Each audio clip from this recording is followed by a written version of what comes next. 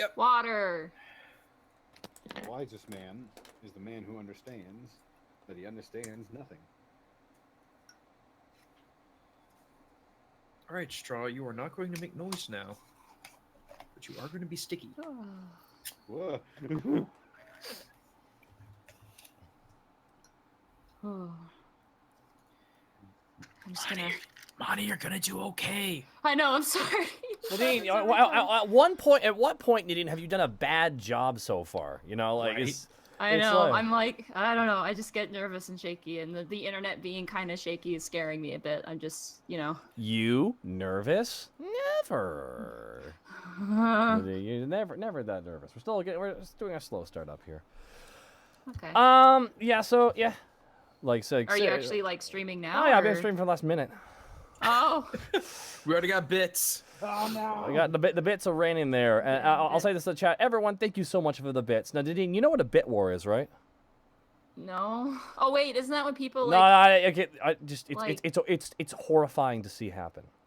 When a bit war happens, Nadine, they keep killing the cup. They keep filling it and killing it, filling it and killing it, filling it, killing it, and all they're doing is giving you more kickback. Wait. You're a war profiteer, Nadine. You're a war profiteer. Oh no. Damn. I can't handle Line this. your pockets with bit orphans dollars. Oh my god. I know, you disgust me. This makes me like, I remember seeing a thing with Zito where people were fighting to be like the boss or something, like the Kobold boss in his stream. And like it ended up being a fight between like two people or something. Yeah, it turns into like an auction kind of thing there, but like. Holy crap. Yeah, we must kill all the bit cup babies. No, stop it, Cryptic. Cryptic, please. Cryptic's a war criminal. It's fine. It's just You're one to talk after that stream on Team 4-Star. What do you mean? How many orphans did you create, my friend? Oh yeah, 4. Only 4. Oh my god. Only 4 orphans. It's fine. Whatever. Only. I'm blaming the aliens. They're the one who shot her. It's just like, leave on. Yeah, but who fired the first shot? I think that's you, Mr. Terrorist. That was. Oh, okay. You know what, dude? They're freedom fighters. Okay, let's not have that debate. Sticking our noses in bloody battlefield dirt. I will now be starting this stream with the Russian national anthem. Dios daraditos deo ra ra bada. Anyways, that's good shit. Do we have everybody here or? I think so. No Chris Zito. Oh, Super Chase. I can't wait to see what happens this season. 1,500 bits. Thank you, Super Chase. Oh my goodness. Oh, there's Zito. Oh. Hey, I'm back. Actually, I just did a smart thing. I grabbed my ottoman and it's big enough for the computer, so now I'm comfortably sitting down. Nice. All right, everyone. I got 2 pieces of bad news today, guys. Thank you for subscription. I got some bad news today, guys. Unfortunately, Chris Zito is still waiting for his shit to get to his new apartment down in Dallas, Texas. He does not have his recording microphone, so once again, our imperfect stream remains a little bit imperfect with bad audio on Zito's end. Fuck you. That's just good. What? No, what the fuck? It's someone's fault every time. It's usually you and me alternating. But anyways, I'll be next. You watch. You've been the most behaved. And the second piece of information. I know where. Now, for all those who do not know, up here in good old British Columbia, Canada, we have a bit of a problem called forest fire season. It's really bad this year, so my sister's internet might drop randomly, which is a fun maybe. It's been okay lately, but I want to put it out there that if it happens, it's not going to be sudden, as if we warned it that it was possible. Now, I have my phone here, so if I drop for any reason, I will text you the reason, and we will proceed as follows. But if this stream does cut off, that it's because we're actually all of BC is currently actually in an emergency state at the moment. We've just taken in. Yeah, it's all on fire because this stream is too hot.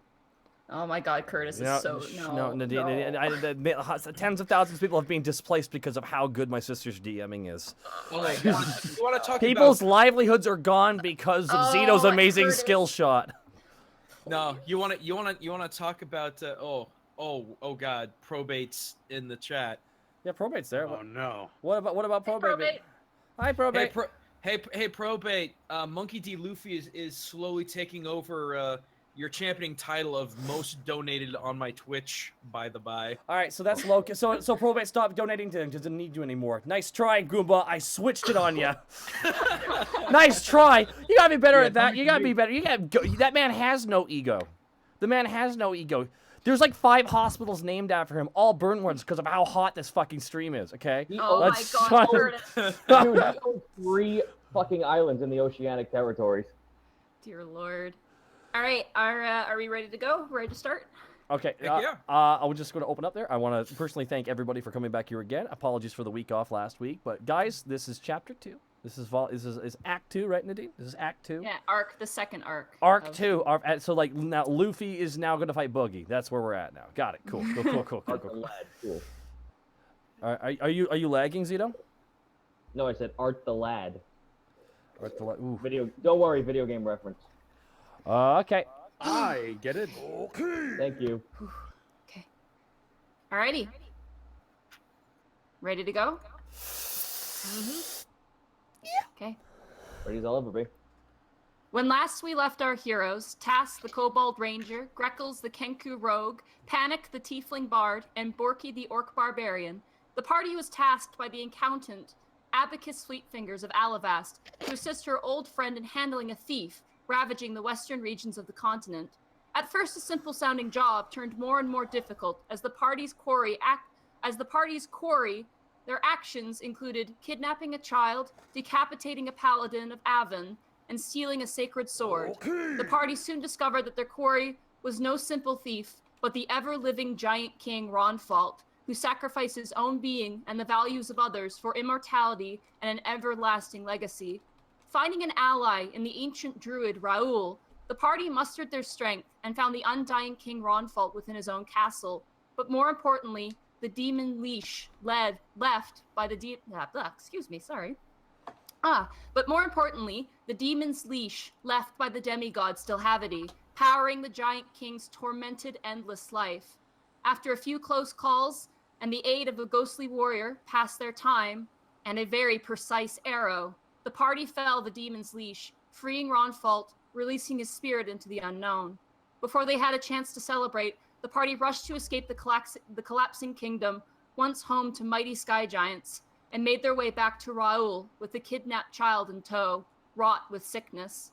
After aiding with some medical help, the party made rest under the shade of the druid's mother tree and under the glow of a haunting moon.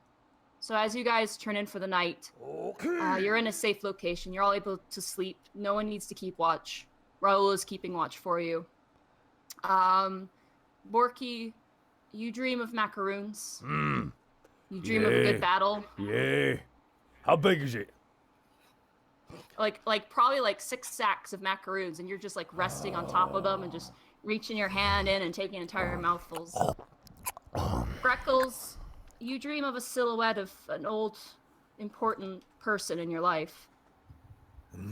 Snow white and beautiful. It's a good dream. Panic, you dream of standing upon a stage with a mighty crowd roaring your name as you strum your guitar and the sound waves blast out into the ocean of people. Task, your dream is strange. You're standing on a porcelain white floor with a slight bend to it. It's not flat. Your footing is somewhat staggered. It's dark. You can't see anything. You take a step forward. You try to call out, but you can't speak. And you walk again. And it's just dead silence, nothing but your heartbeat. Boom. Hello, darkness, my old friend. Boom. In your chest. Then you hear a voice. I see you. And as you're standing, I want you to make a dexterity save. Oh god, we're getting Inception. I don't see. I'm getting fucked in my own dream. What the hell? Okay, roll a 1d. Oh wait, let me click on me character sheet.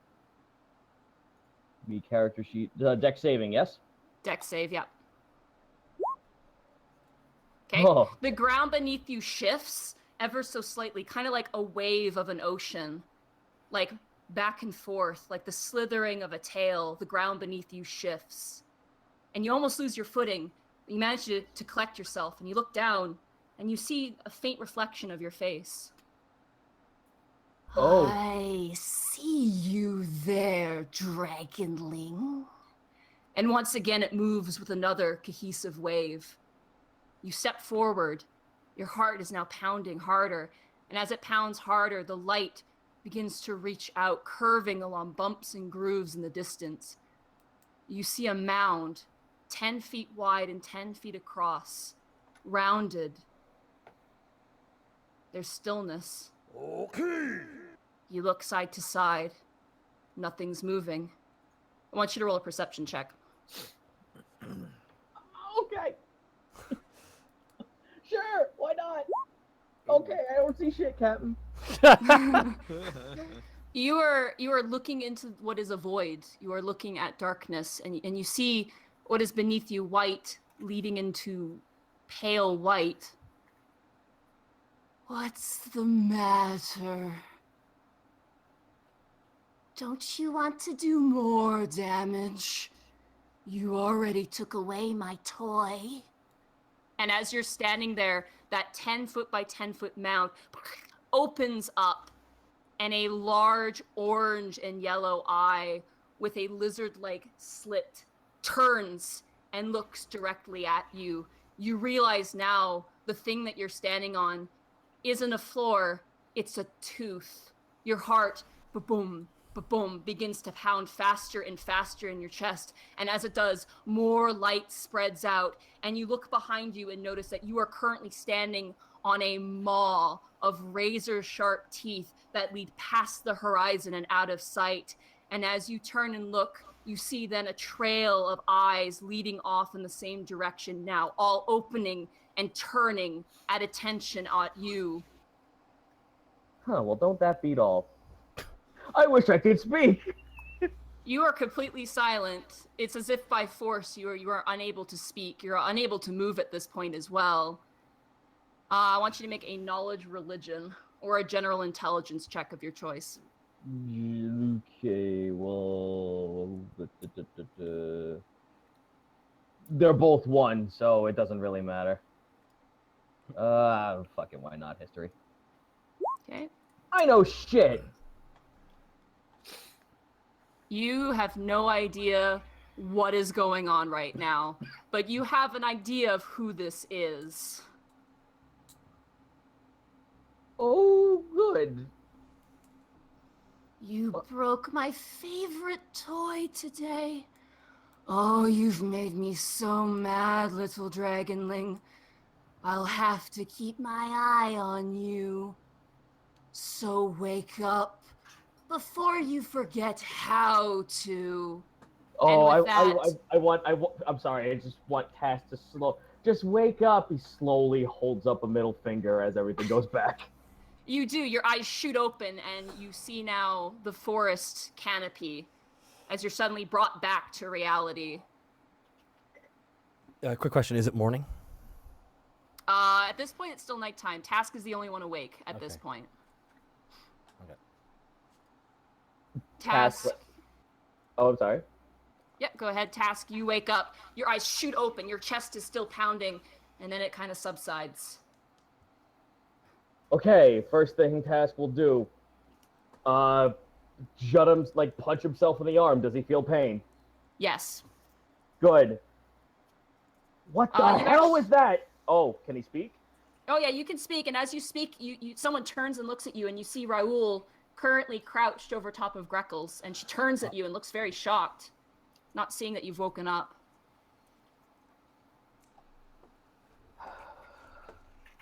Great. Figures the rest of these chuckle fucks are asleep and just fine.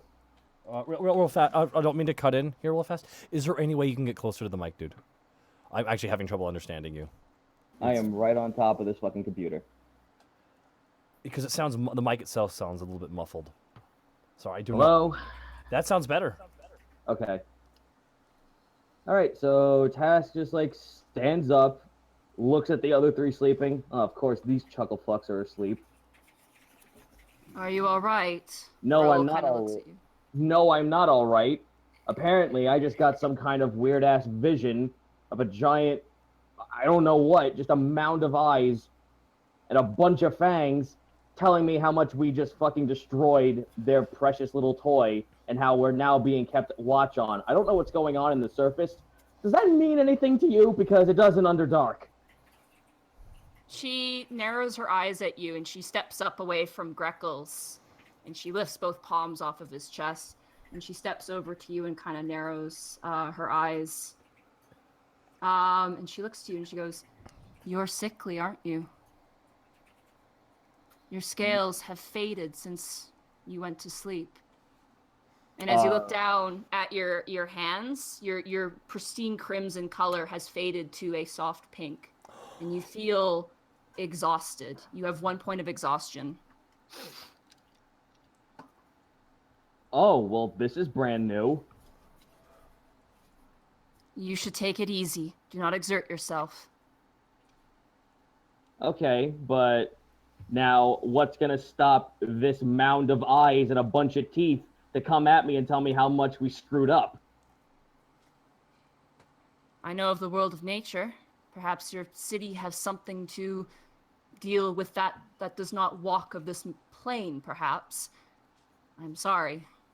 My knowledge is limited. Fair enough.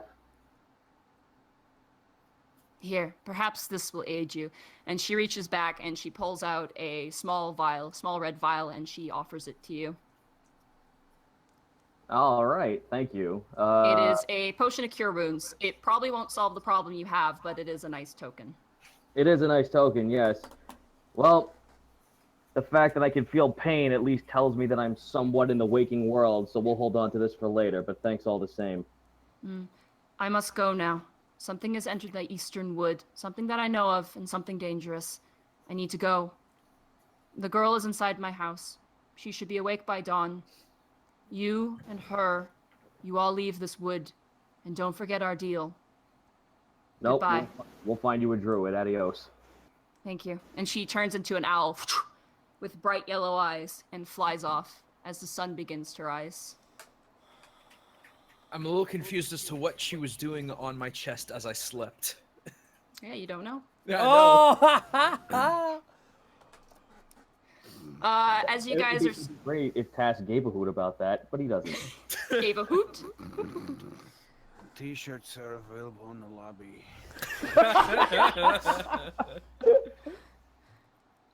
You guys are all stirred awake by Borky's eating his hand.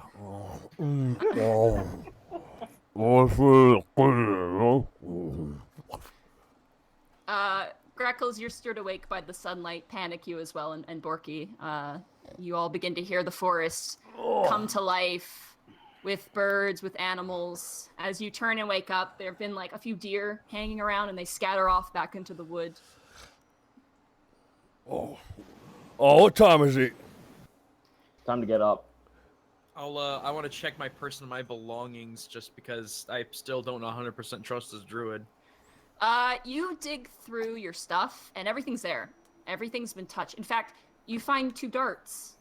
The ones that you threw at the druid in your bag. Nice, I'll add them back to my list. You also feel a strange sensation coming from your chest. Under your shirt. All right. Well, I'm gonna open up the old robe and see what's in there. As you pull back your robe, revealing your chest, it's a very strange phenomenon for a Kenku. There are 2 daisies right where nipples would be for you. Since you're a Kenku, you don't have nipples, but there's 2 daisies right there, and they are embedded in your chest at the moment. That's holding his muzzle, like trying not to laugh. If I pull on them a bit, do they hurt? You pull on it, and it seems like they're actually embedded in your chest. So are they like growing in my chest? Like that? A little bit, yeah. As you look down at the ground, As you look down at the ground next to you where you were sleeping, you see written in common, "For the darts." Ah! Got him! Got him! Panic goes. I give him. Is it wrong to say I wonder what they smell like? Gotta sniff them. Try it, big boy. Just try it. All right, how about we not start bullshit and get this girl home? I can't even do. Can I do my morning thing? Yes, go for it, big guy. Yeah, I do. It's a thing for me.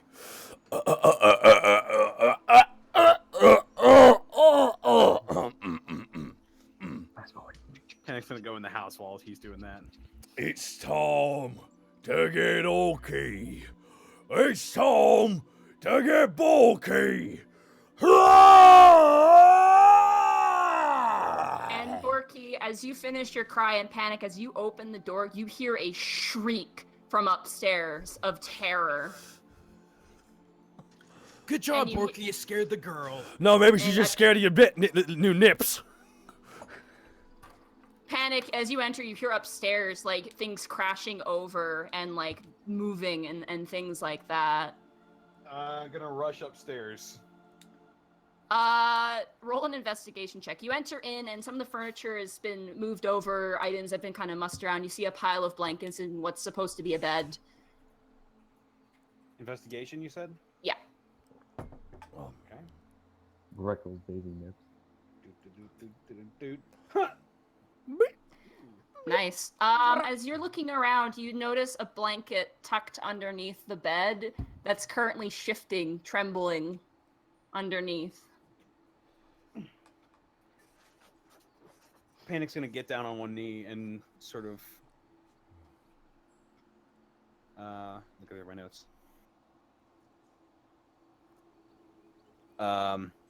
He's gonna say, "Colette, do you remember us?" There's a bump, like a thunk on the bed, and you notice as the blanket kind of shuffles deeper underneath the bed. We are not here to hurt you. We are here to take you back home to your father. You see now a head turn and like the biggest, like widest eyes, just absolutely. She's shaking, She's got the blanket around her, and she looks up at you, and she's terrified, absolutely terrified, and like you can see some tears in her eyes. She goes, "There's an ogre outside." I'll probably make my way inside to make sure she's okay. Just let me know when I can get in there. Yeah, for sure. You guys, who wants to go inside? Sure, why not? There is indeed. Don't worry. My name is Panic, and I've been hired to bring you back home safely, and that's exactly what I'm going to do.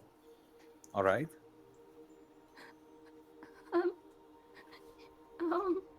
Okay. Are you hungry?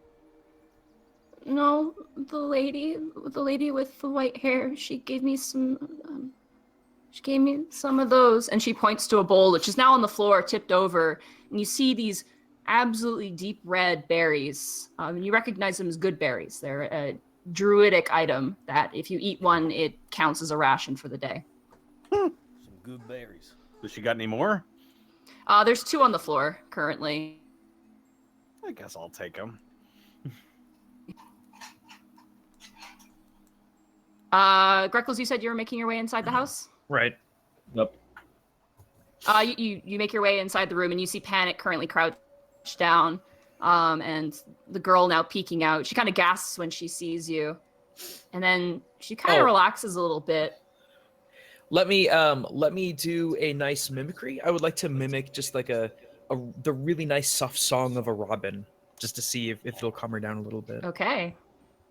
You have nothing Do to a fear. performance check. Oh, okay. Boo, boo, boo, boo. Okay. It's a pretty casual robin call, but it's nonetheless very impressive. You've got nothing to worry about me. I'm a good bird. Her face glows, and she panics. She rushes out of from underneath the bed, and she walks over to you, Greckles, and she reaches up and she just grabs your beak with both hands. Oh, this is so cute. This is so Someone's cute. energetic. Well, you know what? Better this than going right for the flower nips.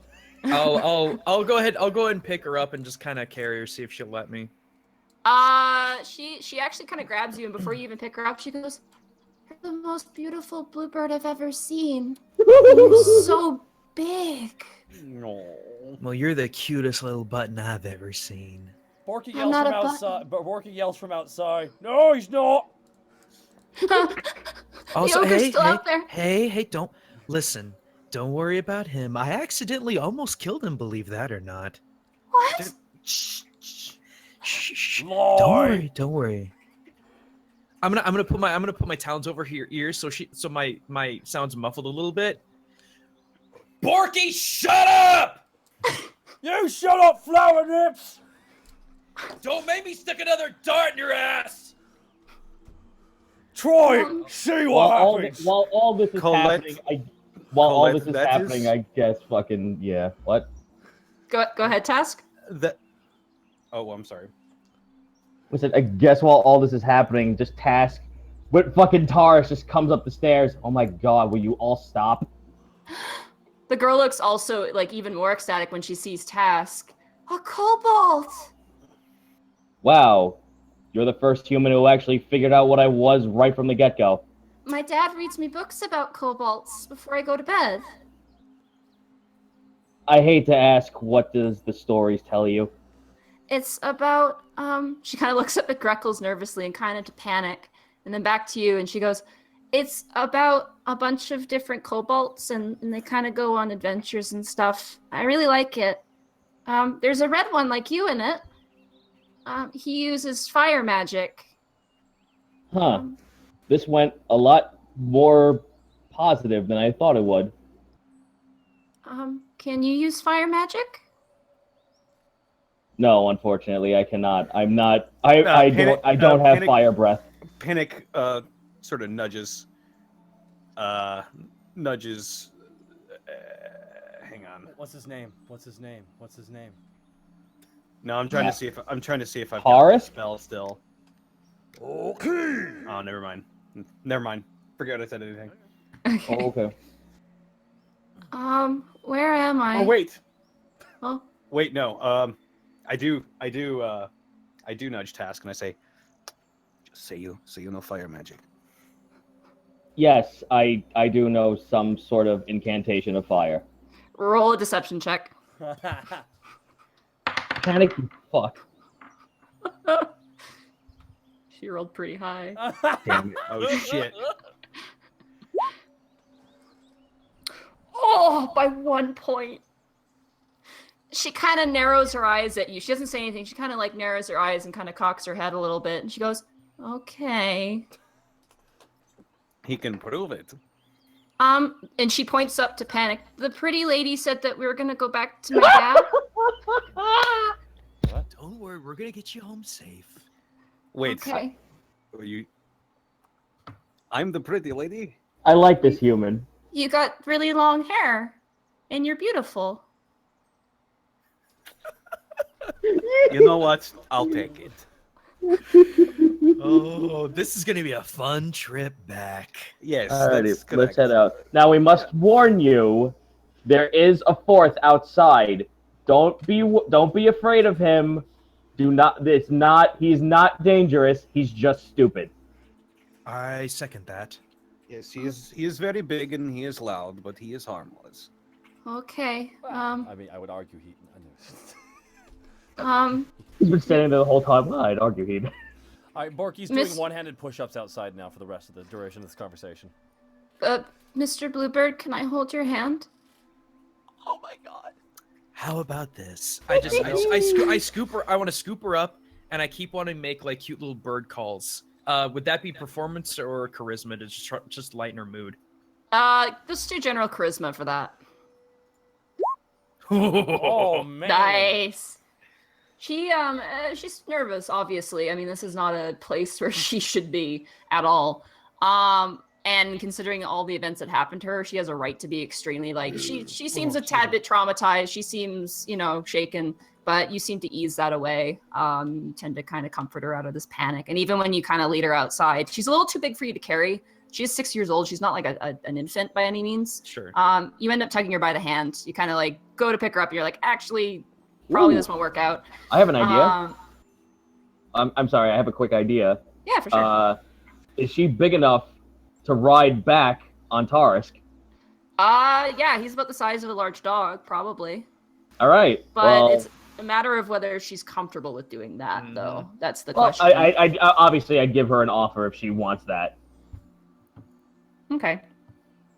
Do you offer that to her? Yes. When she sees Tarisk, Task will offer her a ride if she so wishes to. Okay. I don't know. She looks nervously at Tarisk. He's kind of scary looking. He's cool looking, but for a kid, he's kind of scary. Fair enough. And she kind of pushes herself a little bit closer to Greckles, and he goes, I don't like your dog very much. I'm sorry. Oh, that's all right, little one. Fair enough. I like you, though. Oh, well, I like you too. I wasn't talking to you, Mr. Bluebird, but I like you too. I can't tell where she's looking. Get in line, Flower Nips. It's my turn for praise. You lead her outside of the house and back outside to the mother tree, and you guys reconvene with Borky. For the sake of time, So you notice her grip kind of tightens on you a bit, Greckles, as you approach Borky, who's now done his morning exercises, and he's kind of flexing. Get up, strong man. It's time to go. That would do. Hi there, little girl. How's you doing? Borky comes up, gets really close to her. Hey, how's it going? Panic holds up a hand. Okay, Borky, I want you to roll a charisma check with disadvantage, please. Yeah, buddy. Here we go. Oh, fuck. Oh, this should be good. Right. All right. So a charisma check. All right. So just a general charisma check. So I click the charisma then. Yeah, just click on the word charisma. Okay. Not bad. She looks up at you, and she goes, please don't eat me. Oh, and eat you? You're too sweet for me. And Borky hands her a macaroon. Could I offer you a macaroon in this trying time? God damn it. These are Donna's from her shop, where I'm from. Yeah, she got me. Yeah, I went to a shop. They're so good, aren't they? Yeah, they're really good. And she reaches in, she grabs one, and she like nibbles on it. You can tell she's kind of still, like, not completely there, but she takes it courteously. I got a bag full of them if you're ever hungry. And Borky winks at her, and Borky gets up. Good to go. Okay. So you guys collect everything you have. You collect Tars, you collect the girl. And for the sake of those watching, we're going to kind of skip some travel, just for the sake of time. You guys make your way out of the Briar's Glen, feeling at ease instead of when you entered. It's a beautiful day. There's once again a stillness, yet there's a slight breeze every once in a while, as if to remind you that this place has kind of come back to life since Ronfall has come through. You make your way out to Dragon's Take, still abandoned. No one's there. You kind of poke your head into Meredith's house, and you see the tapestry completely white, faded, sprawled on the table. And you close the door. Nothing for you there. Cool. And you press forward, traveling. You make rest before you reach Everbright. Mm-hmm. You all sleep soundly. Task, your dreams are restless. You wake up still exhausted. And as you guys set out traveling closer to Everbright, Task, you feel a strange weight to you. And you feel as you turn your gaze, as if for slight moments you catch an eye watching you. And as you turn and look at it, it's gone. And you turn back the other way and it's gone. And you don't see it for sure, but you feel it there. And you start to feel kind of sickly. Just exhausted, tired, kind of irritable. And you don't have anything really you can do. You try eating and it sates your hunger, but it's hard to say. The girl... Oh, go ahead. I was going to say, Task, what's going on? Well, it all started a night ago, where I had a very, very cute vision of a mound of eyes staring at me and telling me how much it was nice that we destroyed her, whatever the creature's thing's plaything was. And now I just feel like complete garbage the whole ride here. Do you think it's still Havity? I don't know. Did the voice sound familiar? Well, it's the first time you've heard it, so you have nothing to compare it to. Ah, crap. I guess say through general knowledge, and considering it refers to a plaything, and you you were the one that destroyed the altar, you can put 2 and 2 together and kind of piece that this was probably still Havity, like trying to talk to you and try and scare you. Most likely. I'm just now I'm walking with a demon talking in my head, and I can't sleep at night. Well, let me know if you see anything. I'm seeing eyes pop up in the shadows. Maybe once we get back to town, we can figure something out with that. Whatever clerics are around, that'd be most appreciative. I agree. You guys make your way up to Crawford's Bend, which is the river, if you recall, that you made your way to. The bridge was destroyed, and now in its place is a very sort of rickety-looking suspension bridge, more of a placeholder for a new bridge to be fixed. I'll go first. If I can make it guy. across, everyone can make it across. Borky crosses the bridge. Okay. Borky, you thump, thump, thump, thump on the bridge. The wood panels kind of creak under your large steps. You make your way into the middle of it. You kind of bounce up and down a couple times. It sways to and fro. There's some creaking. For anyone who wants to do it, roll an intelligence check. I guess we may as well all do it. Ooh, not me.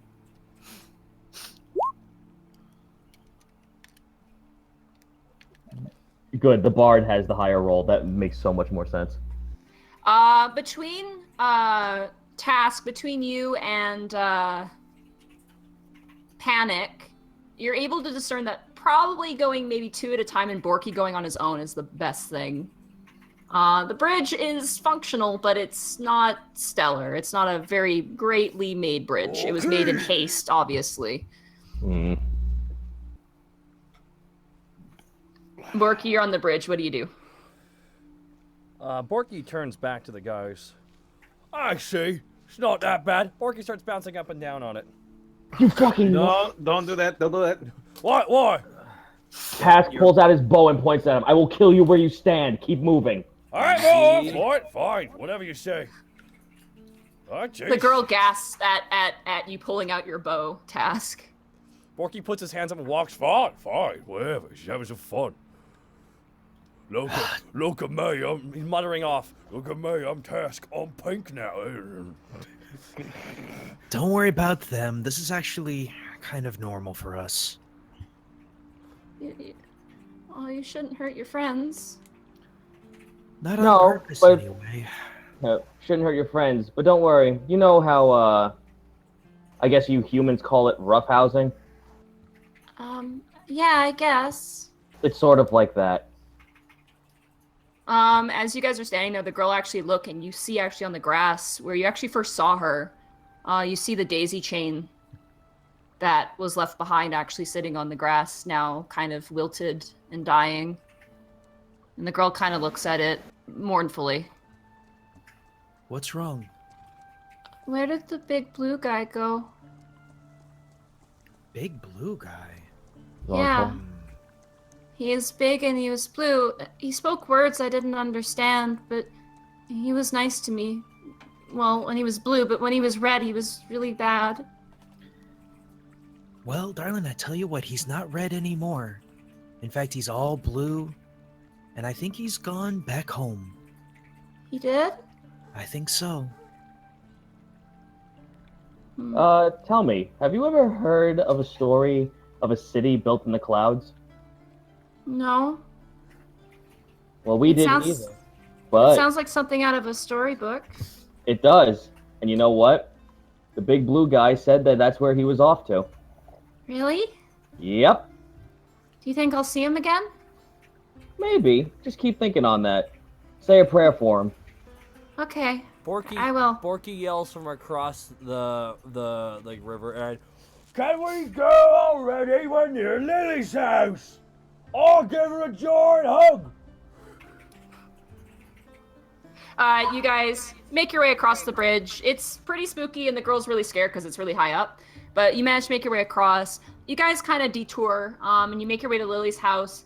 And you see nailed on the door is a note saying, "Gone out to help the deer herds. We'll be back in a few days." Where are the deer herds? Where are they? Did we pass them? A little weasel sitting in front of the house kind of looks at you and just... Okay, Borky turns to the guys.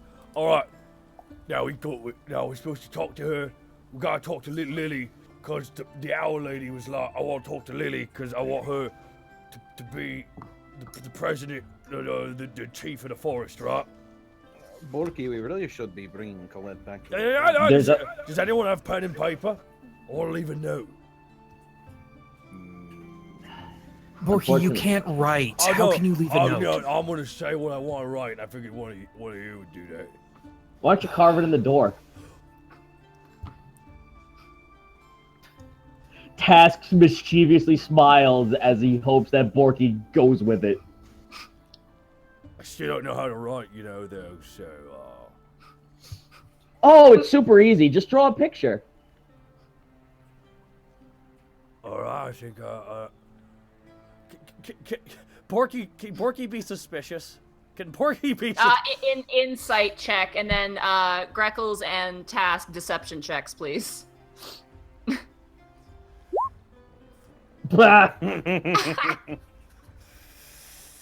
Roll an insight, Borky. I'm trying to find insight here real fast, sorry. It's under your skills where your athletics and acrobatics would be.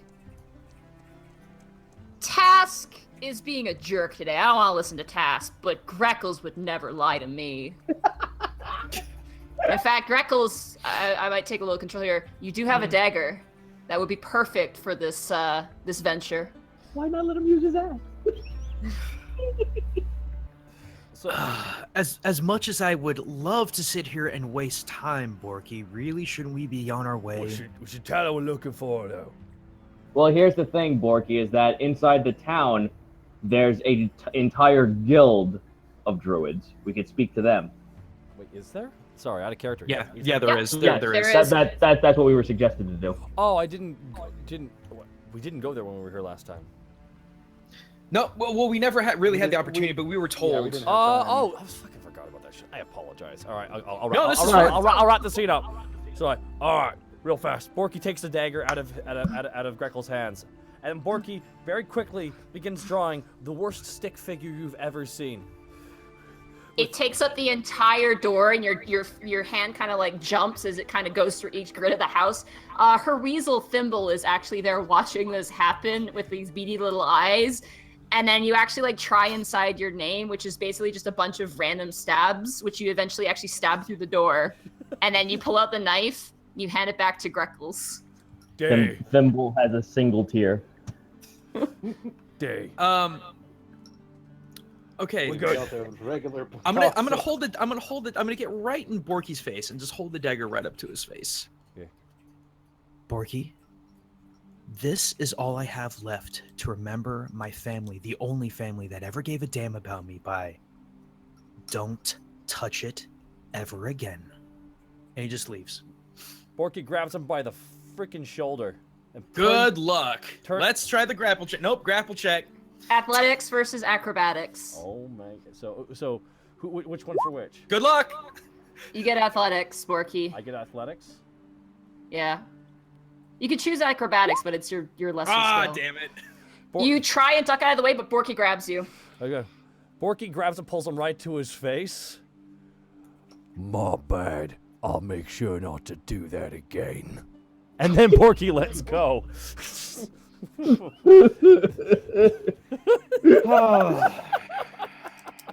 That was unexpected. The girl is just horrified. Like, you guys did a good job calming her down. She's now like... Again, roughhousing. Borky turns. The little girl just does 2 thumbs up and a smile. Like, pretending everything's okay. It's literally like mommy and daddy fighting, and she's trying to eat her spaghetti at dinner. And she's got this look, she's looking back and forth between everyone, just like, we were gonna play Monopoly tonight. Like, it's really sad. We're almost home. We are almost home. We promise. To try and get her back into spirits, I want to try and play. I just want to go up to her and just be like, "Did you know that I can literally sound like anything you'd ever want?" Can you sound like the pretty lady? And she points towards Panic. Ah, yeah. All right, I'm gonna do it. All right, I'm gonna. What is? Oh, it's insight versus deception. That's what the conflicting roles are. For mimicry? For mimicry, yeah, it's in my notes. I'm gonna say for this, it's more of you like showing off, and I think it'd be more performance because you're not trying to deceive her; you're trying to impress her. This is Yeah. That's how I see it. Oh! Fucking hot damn. Give us your best Panic, Greckles. Well, you see, I'm Panic, and I am obsessed with my music career. More importantly than my own well-being. And it almost got me killed that one time I turned into a porcupine and then ran really fast. Okay, real fast. Borky goes right up. Borky goes right up to Greckles, be like, "Man, I really showed that bird earlier. Oh, wait, shit." All right, you guys make your way going up the river town, the riverside, and the river at this point has actually subsided. It's fairly low because of the storm's gone now. You guys make your way into Everbright, and as you make your way into Everbright, no one's outside. All the doors are closed. And I want someone to roll a perception, whoever wants to roll a perception. I will do that. Okay. You got it. One sec. I'm sorry. I was all tabbing out for something real fast here. Perception? Oh, jeez. Panic. Damn Panic. All the 20s today. Tier. Where's my fucking perception sheet? Jesus fucking. Same place as where your athletics and acrobatics are. There we go. Yeah. Right next to Oh shit. Your Should be first right next one to was... Wisdom. I did it twice. My bad. Ignore that second one. Borky, you're kind of at the moment talking with the girl and handing her more macaroons. She asked for some more. Greckles and Task, you see Gorb standing in the middle of town. Oh, no. Oh, And geez. across from him are two armored figures, armed to the teeth. Panic, you are able to look closely. They are not wielding their weapons. They are actually currently engaging in conversation with Gorb in a language that you don't understand. Panic holds his hand up to the rest of the group and is just, they don't look like they're fighting. No, but we should probably intervene very, very soon. Yes. Do they look like they're angry talking or just talking? No, it looks like they're just talking. You actually get a good sight of these two individuals. One of them is human.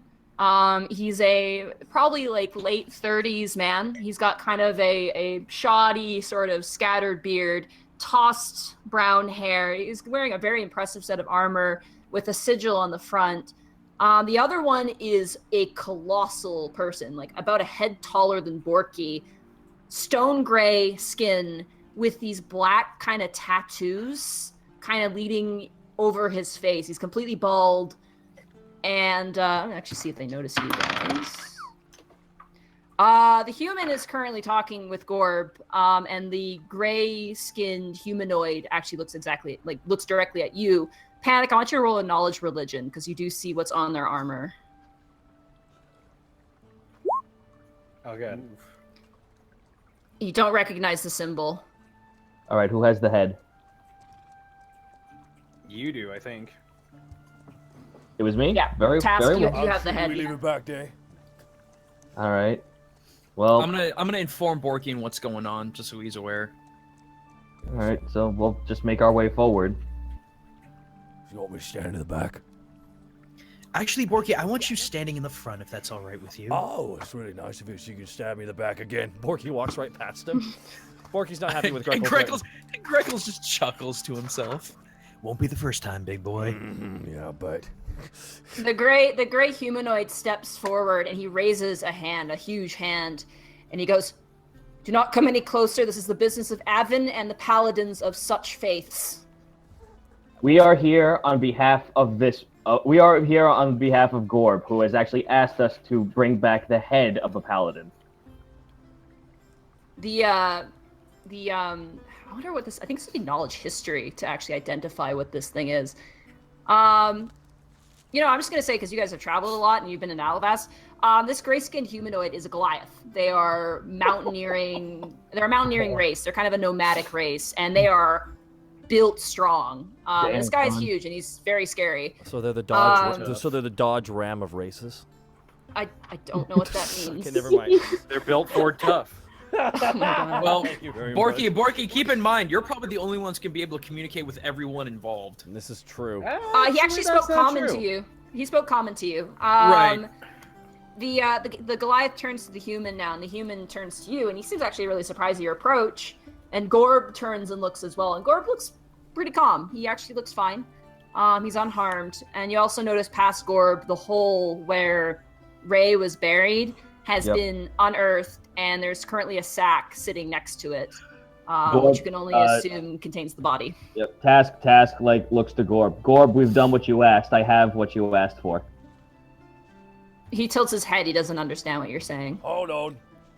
Borky picks up the head, and Task is still kind of holding on to it. I'm going to assume we have the head of your friend, he says in ogre. In Giant. He speaks Giant. Yes, Giant. Yep. Giant. We go to here. The two armored individuals step back. They give Gorb some space. And Gorb reaches out and he takes Ray's head. And he drifts a finger from her forehead, now kind of wrinkled with decay. And he leads the finger down. And you watch as his face kind of scrunches up a bit. And his jaw grits. And he hunches over so carefully, like he's holding a bird in his hand. And he carefully steps over to the sack that's on the ground. He pulls it open. And he gently places the head inside and reties the knot. And he scoops up the bag in his hands, pulls it close, kind of cradling it. And he turns to you, Borky, and he goes, I'm gonna go make sure Ray's with Avon for a long time. Thank you. I see you armored people later. And he begins to kind of make his way. Borky shouts, just kind of says to him as he's walking away, in Giant. You're a good friend. Gorb stops. And he turns to you and he goes, and you see now there are big streams of tears rolling down his face. And he goes, that what Ray always say. And he turns and he continues up the path where you went to meet contract. him. Task, as you pull out the contract, you see quest complete. Yeah, buddy. Getting work done. You also say paid. payment in advance fulfilled, because he did pay you in advance. Yep.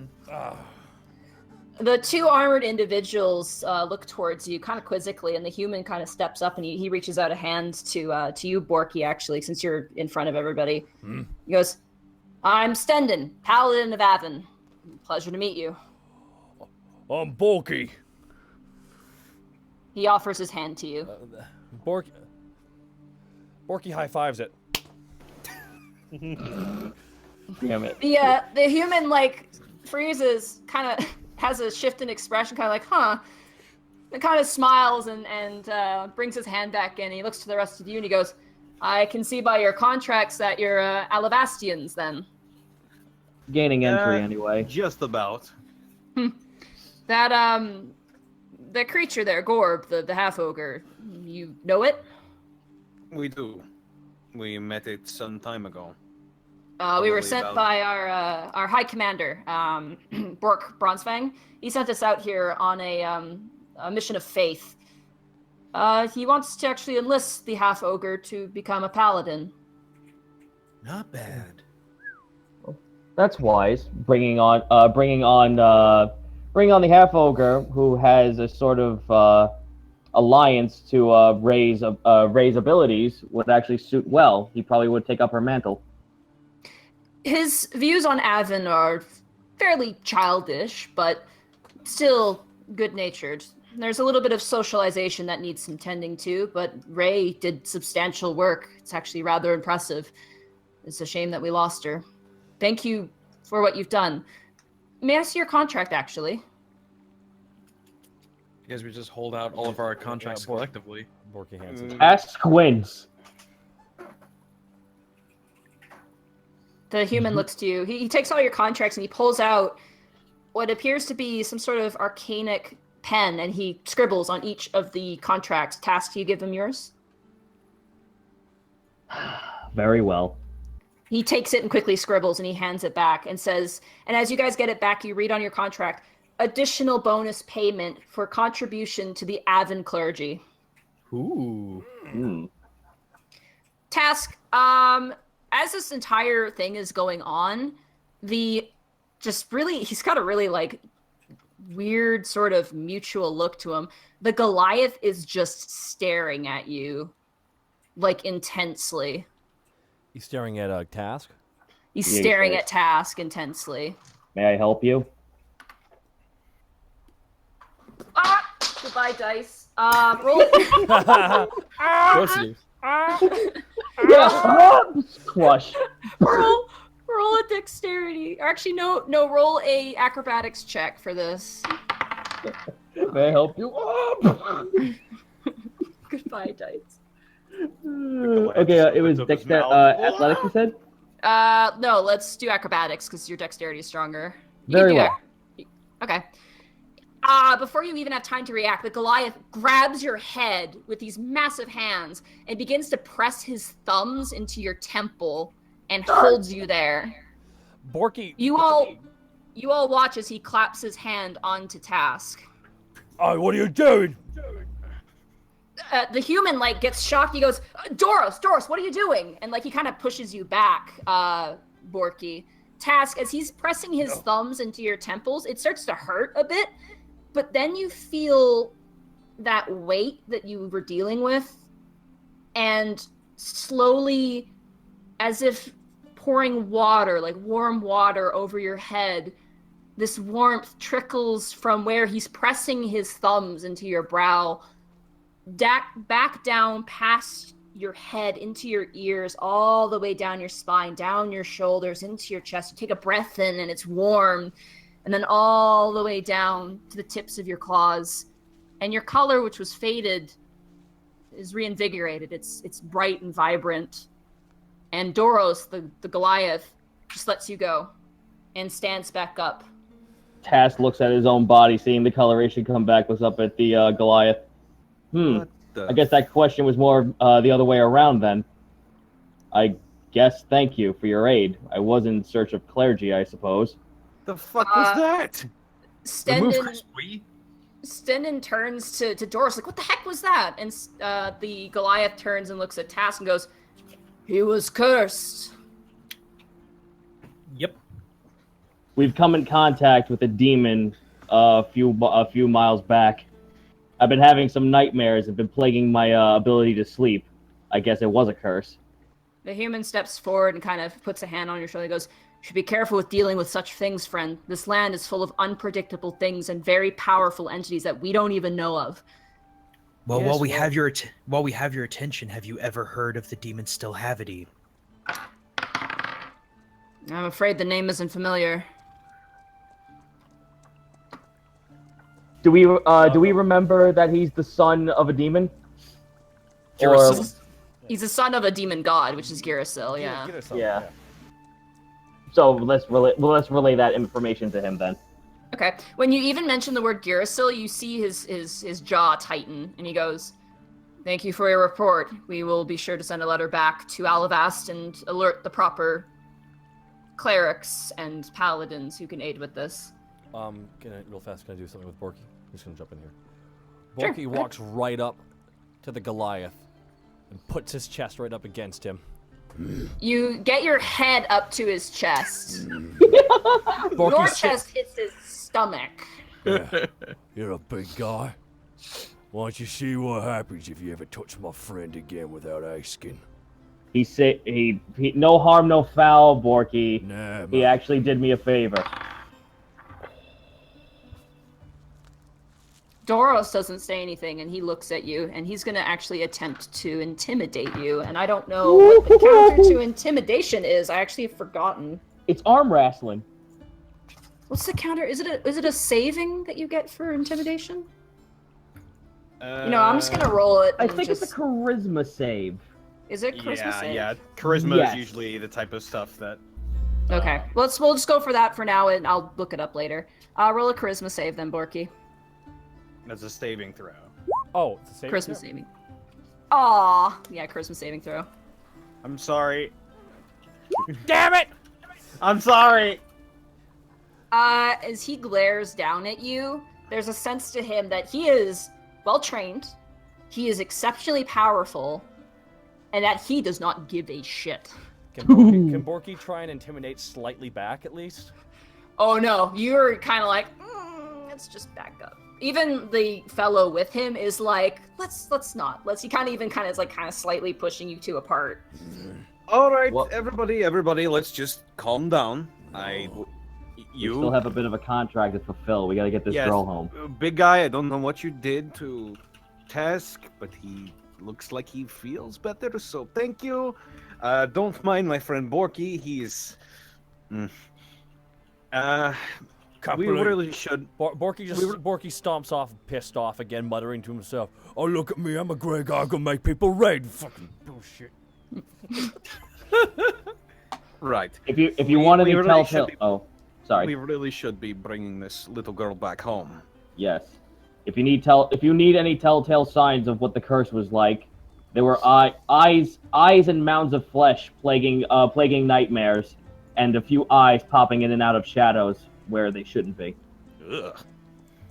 Any information like that is useful. And perhaps your employer would make use of that information. We're going to find Gorb and ensure that the burial ritual is accurate to what Avin would want. We all want to see Ray again. Thank you. I appreciate it. And apologies for my companion's behavior. He's rather brash. Again, well, so am I. No harm, no foul. All right, Doros, let's go. And the Goliath gives one final last glare to you, Task, and very stoically kind of sets off with the human. And you hear clonk, clonk, clonk, clonk as they make their way out of town. Is the Garth 8'5" or something? He's It's giant. He's huge. They're half giants technically. So because I know Borky's clocking at 6'8", but yeah, he's 8 foot something. Wow. Okay. Cool. Probably 7 foot, 8 by foot the way, something. what was his name again, by the way? Doros. Doros. And Doros. So in his race was it was a Goliath. So it was a Goliath paladin. Yeah. Hey Taka, I'm gonna ask that when you're done with this information, do you mind sending it to me because I don't have my notes from my other computer. Oh, you don't? I'm actually, this is all freehand writing in a book, actually. Oh, okay. Well, again, we can do this later. All right, no worries. And what was the name of the other paladin, by the way, the human one? His name was Stendon. Stendon. Wow. S-T-E-N? Yeah, D-I-N. Stendon, human paladin. All right, thank you. All right, cool. As they leave and as Gorb is left, now all the people have kind of made their way out. And amongst the people is the village leader, who's a huge jerk and you don't like. And also the leader of Dragon's Take and his son. And he's currently bandaged up and is looking a lot better. And when he sees you, he actually kind of gasps and then kind of rushes over. Let me guess. You This didn't is expect. this is the father of Colette, right? No, this is the guy from Dragon's Take. He was the one who you found dying in the rain, the rainstorm. Borky intimidated his son. Oh yeah. Yeah, and his son is there. He's kind of keeping a distance. But the village leader and him both kind of rush up to you, and the village leader's kind of of Everbright is kind of looking around and scowling. He's kind of oh, the ogre came back again. Arr! And then the leader of Dragon's Take kind of looks at you and goes, "You made it. You're alive." We sure did. Surprisingly. you have that beast with you, and he looks to Tarask. Yes. We have. I have it under control. Task holds up the whistle. Well, as long as it's not in my village anymore, I don't care. Did you find my sword? I'm sorry. I hate to be so. I don't know. I'm rushing. It's very important to me. Greckles pulls it off of his shoulder and just hands it to him. I sure hope it was worth the pretty price that we paid. His face lights up, and he takes the blade and pulls it from the scabbard. This shimmering, silver-looking blade with runes engraved in it, and the hilt of a dragon's head. He tilts it side to side, and then very quickly puts it back into its sheath. And he places a hand on his chest, and he's injured pretty badly. And he leans forward and bows to you. He goes, "You've done a great service today, not just to me, but to Orthrok. Thank you." Greckles bows back. Well, I hope that's remembered. It will be. This is a reliquary of our worship. Ooh. Worship of what? Orthrok. Orthrok. Could you elaborate a little bit? We're a little unfamiliar. Orthrok is the god of dragons. Dragons that guide the lower races, not that rule them. Good-natured dragons. Unlike that thing you have. Task, isn't that your territory? I suppose this would be for the surface. I don't know about, I live in the Underdark. I haven't heard of this name. There's Orthrok, and then Insidrock, which is the god of dragon lords. Dragons that seek to rule us. The dragon cultists that you fought are worshippers of that god. And he spits on the ground. In Sidrock? In Sidrock, yeah. Yep. Chaotic. I'm guessing. I'll just put down evil or E next to it. Okay.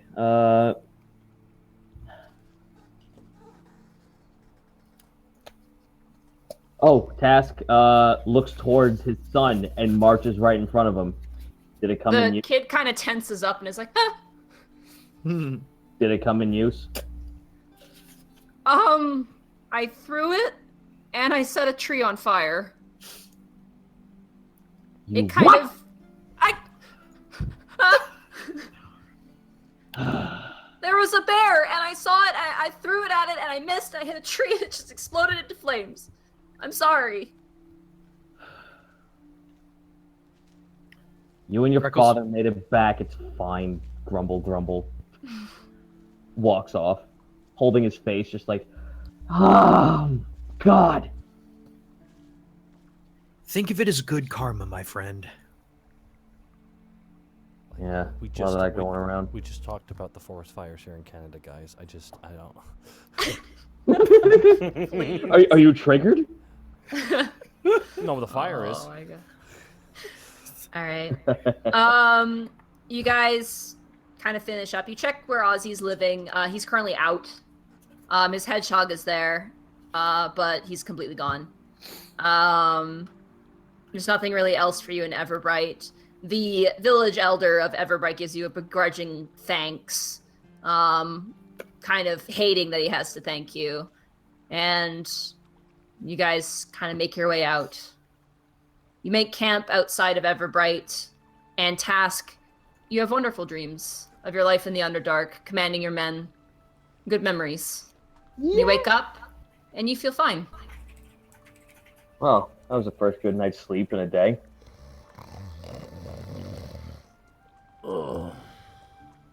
So it's morning. It's morning time. Yeah, you guys rise up. I'm just gonna skip this because it's just a little bit. Borky does his thing. Fast forwarding. Yeah, Borky does his thing, scares all the birds away. You hear a person scream in the distance in fear. Borky, Borky, raw! Borky, Borky, raw! Borky,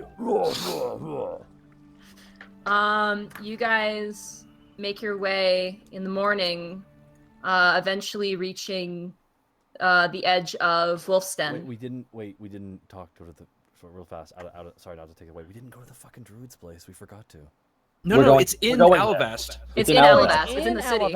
Derp. I'm sorry. You're fine. I'm gonna shut the fuck up over here. Okay. It's okay. Fine. And as you guys are getting closer and closer, you learn a lot from Colette. Once you guys went past Everbright, Colette started to get like really like upbeat and like really talkative. Can she be sitting on Borky's shoulders? Yeah, she actually begins to trust you enough that she let you do that. She's still a little nervous about Tarask. She kind of rides on him for like a couple minutes, but then she falls off because Tarask isn't really a mount, and he doesn't really know what to do. So there's a little bit of crying when she falls off. Can I be honest? I just imagine having this blank fucking stare with his tongue sticking out on the right a little bit. He's not dumb. He's very like mechanical in his behavior. It's kind of odd. But she actually talks to you about Ronfalt a lot. And in the way that which she talks about him, it's like, oh wow, he's really tall, and he actually let me ride on his shoulders like this too. And he was really hurt. You talk as if you met him prior to him kidnapping you. No. This is the first time I met him. He was really mean and red when we first saw each other, and I was so scared when he took me away. But then he turned blue, and he looked really sad. And he said words. I think he was trying to apologize. But I didn't understand what he said. That makes sense. And he cried a lot. I don't know why. It's because he was sad. You cry when you're sad, or crying's when you've been strong for too long. That's what my dad says. Yeah, your dad was terrible at protecting you. Hey. What? Oh, Borky. Okay, he was. Greckles takes her by the hand. Don't you worry about anything anymore. Like I said, he's back home. Okay. We found him in good terms. He's safe and sound. Everything. He's waiting for you. You wait. The look on his face will be priceless when he sees you again. Is he happy though? He's not. He will be very happy. Oh, he will be. Okay. But And you guys make your way into Wolf's Den. And the bustling of the small town comes to a stop. And one person rushes to Peyton's house, just like drops a rake on the ground and just books it to Peyton's house. And Colette's kind of nervous, weirdly enough. She's kind of like not sure what to make of the situation. It's very foreign for her. Borky sets her down in front of him. And you see Peyton Black emerge from his house and turn. And he sees Colette. And you see him immediately rush back into the house. And he comes back out after a few minutes with his wife, still pale face, looking blankly forward. And he grabs his wife and he goes, Caroline, look, it's Colette. It's Colette. And Colette just runs to her parents, like screaming, tears flying out of her face.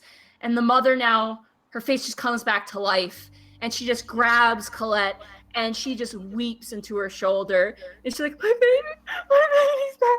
Like weeping and just like pulling her fingers through her daughter's hair and checking her face for bruises or scars. And Peyton's kind of kneels down next to them and brings them both in for a big hug. And then he lets them go. And he looks up to you and he mouths the words, "Thank you." Nod.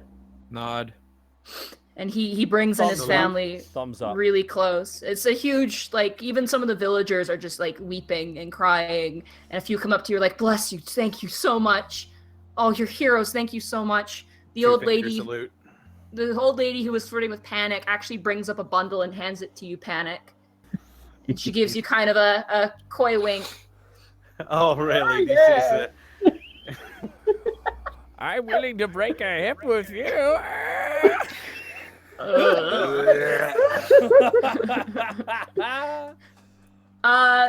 Colette and her mother now is completely back to life. Like, you remember seeing her at first and she was just this, she almost looked like she was emotionally dead.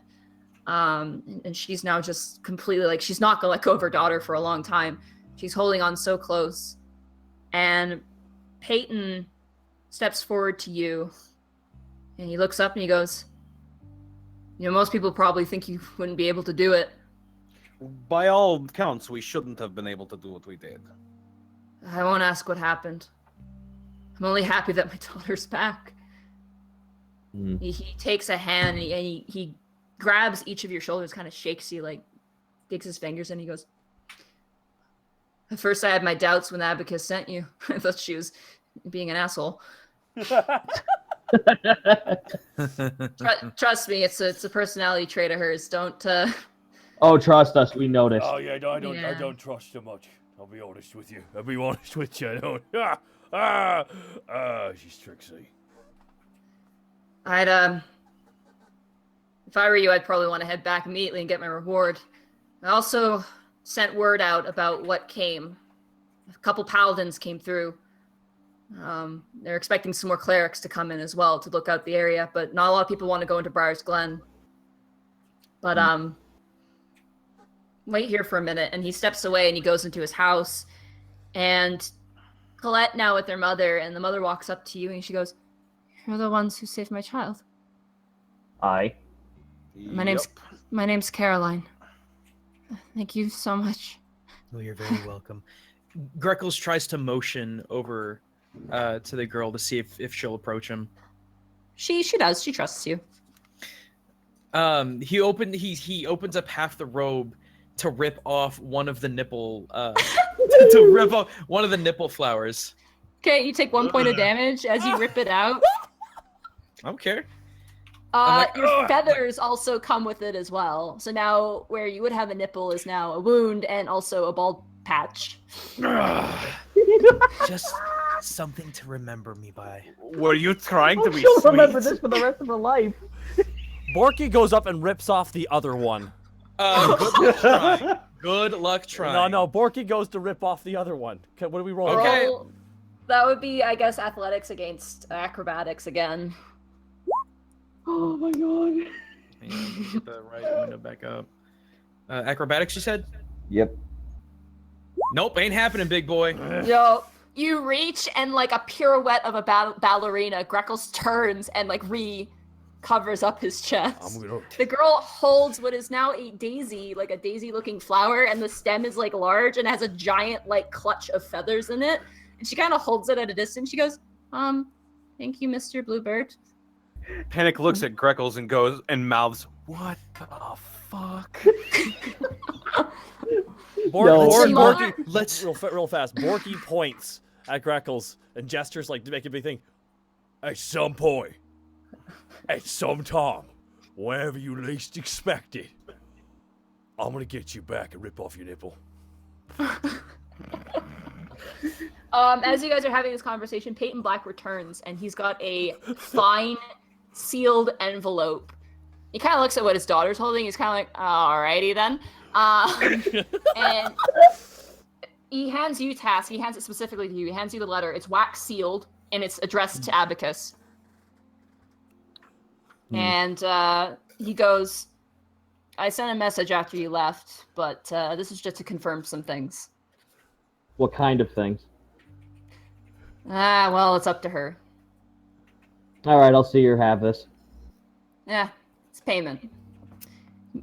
I think you deserve a decent amount for what you've done. I think we do too. Yeah, but Borky's just staring at her. Goes, yeah, we all deserve something. Eye on the main prize, gentlemen. We're trying to get inside. Agreed. We should get back. We should get back to Alivast then. Well, be safe, the lot of you. And Thank you. He pulls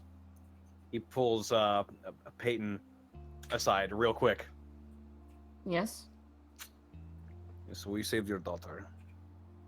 We went through hell. I personally nearly died trying to get your daughter back. So you tell everyone who comes through your town that Panic Grimtongue is the best goddamn musician in the Roll a persuasion check with advantage. I'm good. Oh, this is my. By the way, this might be my favorite session. This is so goddamn. Persuasion? Yeah, with advantage.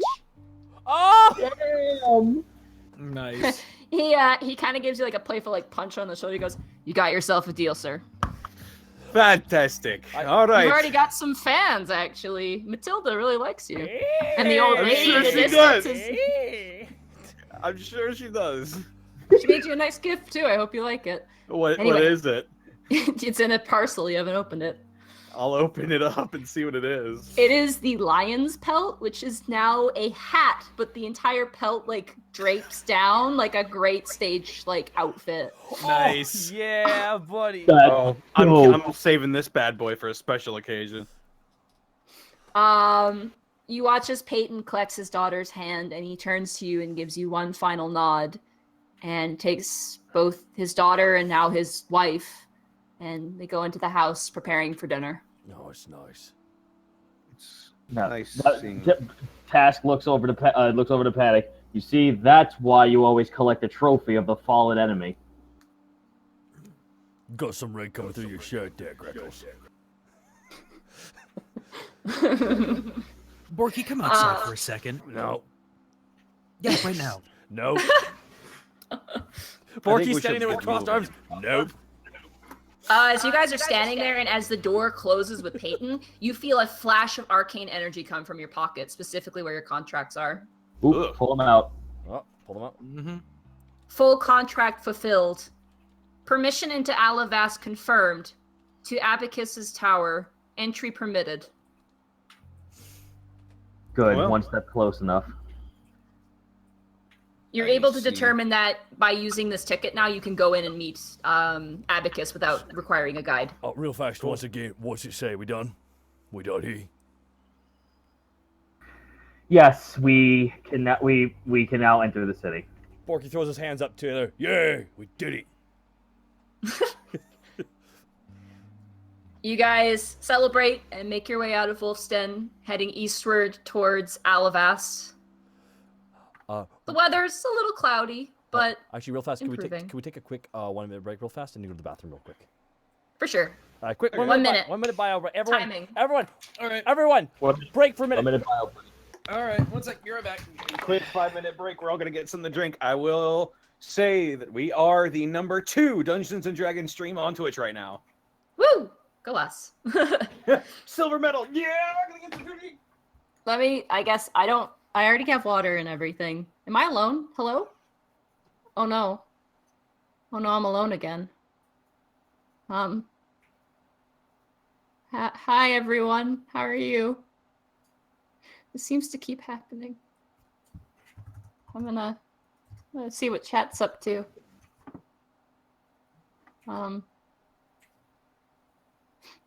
Hi. Oh, someone's echoing. That's spooky. Hi everyone, I can see you in chat. Are you guys liking it so far? I'm excited. I'm having fun. Entertain us. Here, I'll entertain you. There you go. There's some snaps there for you. Play a song on my fidget cube. There you go. Beautiful. Oh, all by myself. Oh, someone threw a bunch of bits in. I didn't see your name, but thank you. Oh, hello? I'm back. Hi, I'm not alone anymore.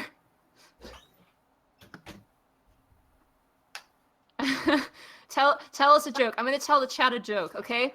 What do you call a cow resting up against a fence? All right? I don't know. Lean meat. There you go. I don't get it. Oh, I'm sorry. Super Saiyan. Okay, I'm back. The Greckle flower nipples. Oh my god, the fan art. I love it. We'll get to that at some point, but it's good. Get fan art at the end. Yeah. All right, is everybody back? Are we missing someone still? I missed the art. Did someone link it? It's in the Discord. It's what you posted. Oh. I think everybody's back but Taka. Unless he's back and is just not saying anything. Nah, I hear him banging dishes in the background. By the way, as we travel, I'm gonna go ahead and rip out the other nipple flower. Okay, you take another point of damage. Okay. I still can't. Nightfall's gonna hit sometime. I still can't believe you gave that to the little girl. Let's see what you're willing to bleed for someone else, Panic. You gave her your nipple flower. Ugh. Says the man with the broken-hipped fangirl. I mean, that's better than having flowers for nipples, and also less weird than giving your nipple to a little girl. So, maybe shut up, Greckles. Maybe you should shut up, Panic. That I can't. All you do is seem to talk. Well, that's what I do. I talk and I sing and I play guitar. I can't swing around a big axe. I can't fire a bow. I can't sneak up behind people. I talk. That's what I do. And it's gotten our asses out of several situations, which, by the way, you helped create. Well, for one, I apologize for nothing, and two, you were the one that almost died back there. It's not my fault. It was Is Ron's it? fault. Sorry. It was Ron's fault. All right. Hey, Hey, I'm gonna guys. use that. Hey guys, I'm back. By the way, I really want to quickly say, Goomba, I fucking love Greckles and Borky's relationship. This is fucking fun. Cause he wants to fucking knife you in the back. No, it's a knife, and Borky wants to rip. You, not him. Hold on. It's too late, dude. It's too late. I already ripped off the other nipple Yeah, flower. the other nipple's gone. It's gone. I'm sorry. What happened? What's I he ripped it off. No, fucking leave your nipple on. I want Borky to rip it off at the least opportune time. Like we're fighting a god, just grabs it and pulls it. Ah, you dick! We're even. And then Borky punches him in the face. Too late, dude. That sucks. Oh my god. Greckles has his dignity. I'm sorry. We can't. I miss Oh my Jeff. god, you I guys. miss Jeff. Jeff was the same. My name is Jeff. My name's Jay. My name is Panic. My name is Panic. My name Panic. By the way, there's insane feedback. You were hearing that? Whose side is that? Whose side? What? I'm hearing. Someone has, some feedback a little bit. Yep. From whose end? Me? I'm gonna speak again. Hello? Hello? Testing 1, 2, 3. No, I think we're good. I don't hear it anymore. I think I might. Yeah, I think we're good. All right, so you guys continue out of Wolfsten. You travel, you camp for the night, you wake up the next morning. Borky screams, scares the woodland critters as always. There's also like a woodsman who you hear shriek in the distance. You guys make your way now to the outskirts of Alivast, and once again, the city is just a monolith. You make your way in to the front gate, present your tickets, and you are led in to the main general district of Alivast. Oh, it's good to be back, right? I feel like we only left yesterday. Ugh. Well, it sure The does. place... Oh, go ahead. Sorry. No, I was just chiming in. Oh. The place is bustling and busy and as crazy as you remember it. People are, joking with each other. There's a guy selling chicken eggs, and animals are coming through and out, and people are carrying wares in and out. You've kind of made the point where it's kind of like closing. Everyone's kind of closing up their market, closing up their stuff. You kind of push through the opposite flow of the crowd, eventually making your way to the gate that you followed Elena to. And you present your tickets again, and there's kind of an ordinary-looking sort of halfling fellow, completely bald, has kind of a mustache going on. And he kind of looks at you, looks at your tickets, takes a glance at them. He looks at Panic specifically, kind of suspiciously, and he goes, "All right, go on in. Go up the stairs. No. White Tower." What was that for? I'm sorry? I saw you looking at me. What, do you see something you like? I mean, No. Ooh. Oh, I am married, first of all, and second of all, we did have last year some issues with thieves attempting to copy such tickets. Yes, but you... The actual literal orc. yeah, I think you chose. Shit, you look at me. wait. You look at me. Hey, Panic. I think it's because you're the smartest, so you could get away with it. Yeah, forgive me. Consider it a compliment, Tiefling. Tieflings are intelligent and deceptive. Forgive me for my caution. You may go through now. What a backhanded compliment. Greckles chuckles to himself, knowing full well that he would have likely been the target. Yeah, all right, buddy. We'll go on our way now. Panic kind of right at his feet. You hit the booth because this guy's in a booth, but it still has the same effect. You guys make your way up the steps, eventually making your way to the front of the similar ivory tower of Abacus. It feels weird. The city's the same. It's still busy. It's crazy. No one knows what you just went through. And you're back right where you started. The two guards flanking the door, they don't take too much mind to you. They're simply sentries at their station. Boys. Borky nods at both of them. Oh, it's you. Hey. You. Casual fist bump as they walk in. You lift up your fist and no one moves. They just stay at attention. Borky punches his other fist. Get my safe. I'm telling you, these guards don't like them. You walk into the main foyer of the tower as you were led in before. What you didn't realize is actually a desk there for Elena. It is now stacked with papers like a mile high, and she's currently not there. The steps leading up are open, though. I guess I'll keep making my way up. Yeah, why not? Just keep I going want to up. get paid. Yeah, same. I want in this damn city. Borky is kind of hesitating, but kind of following it a bit. Oh, hearing it. Oh. Don't hear it anymore. Oh, okay. Yeah. I'm hearing it too. Yeah, no worries. I'll continue on. Borky's kind of hovering back, but he continues following. You guys make your way up the steps. Clack, clack, clack, it clacks. You see the glowing arcanic lights kind of decorating the inner workings of this tower. Eventually you're led to Abacus's door. What do you do? Give it a knock. Yep. Okay. You knock lightly. No reply. Bang, my fist. You go to bang your fist, and you hit the door, and the door just flies open, slamming against the wall on the inside. Oh. And you're frozen there, and you look up, and you see Abacus, not at her desk. She's actually standing in the room, and across from her, you see this character. If you'll give me 1 second here to do this. Oh shit! New pictures. We got a picture. Courtesy of Star Exorcist. I'm so excited. As always. You see... Nice. Oh, should I cancel that? Put it up again. I'm so sorry. I was trying to move something. There you go. You see it now? Did it work, Kurt? Yeah, I do see him. You see an orc, slightly taller than Borky, wearing full armor.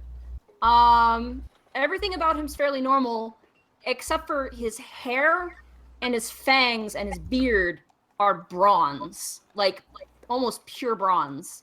And as you look in the room, you notice that Abacus's desk is covered in fruit baskets, in flowers, in like little baskets of like cakes and cookies. There's like a little box of like stick candy. It's just absolutely covered in that. And Abacus is standing across from this gentleman, and she's currently holding a bouquet.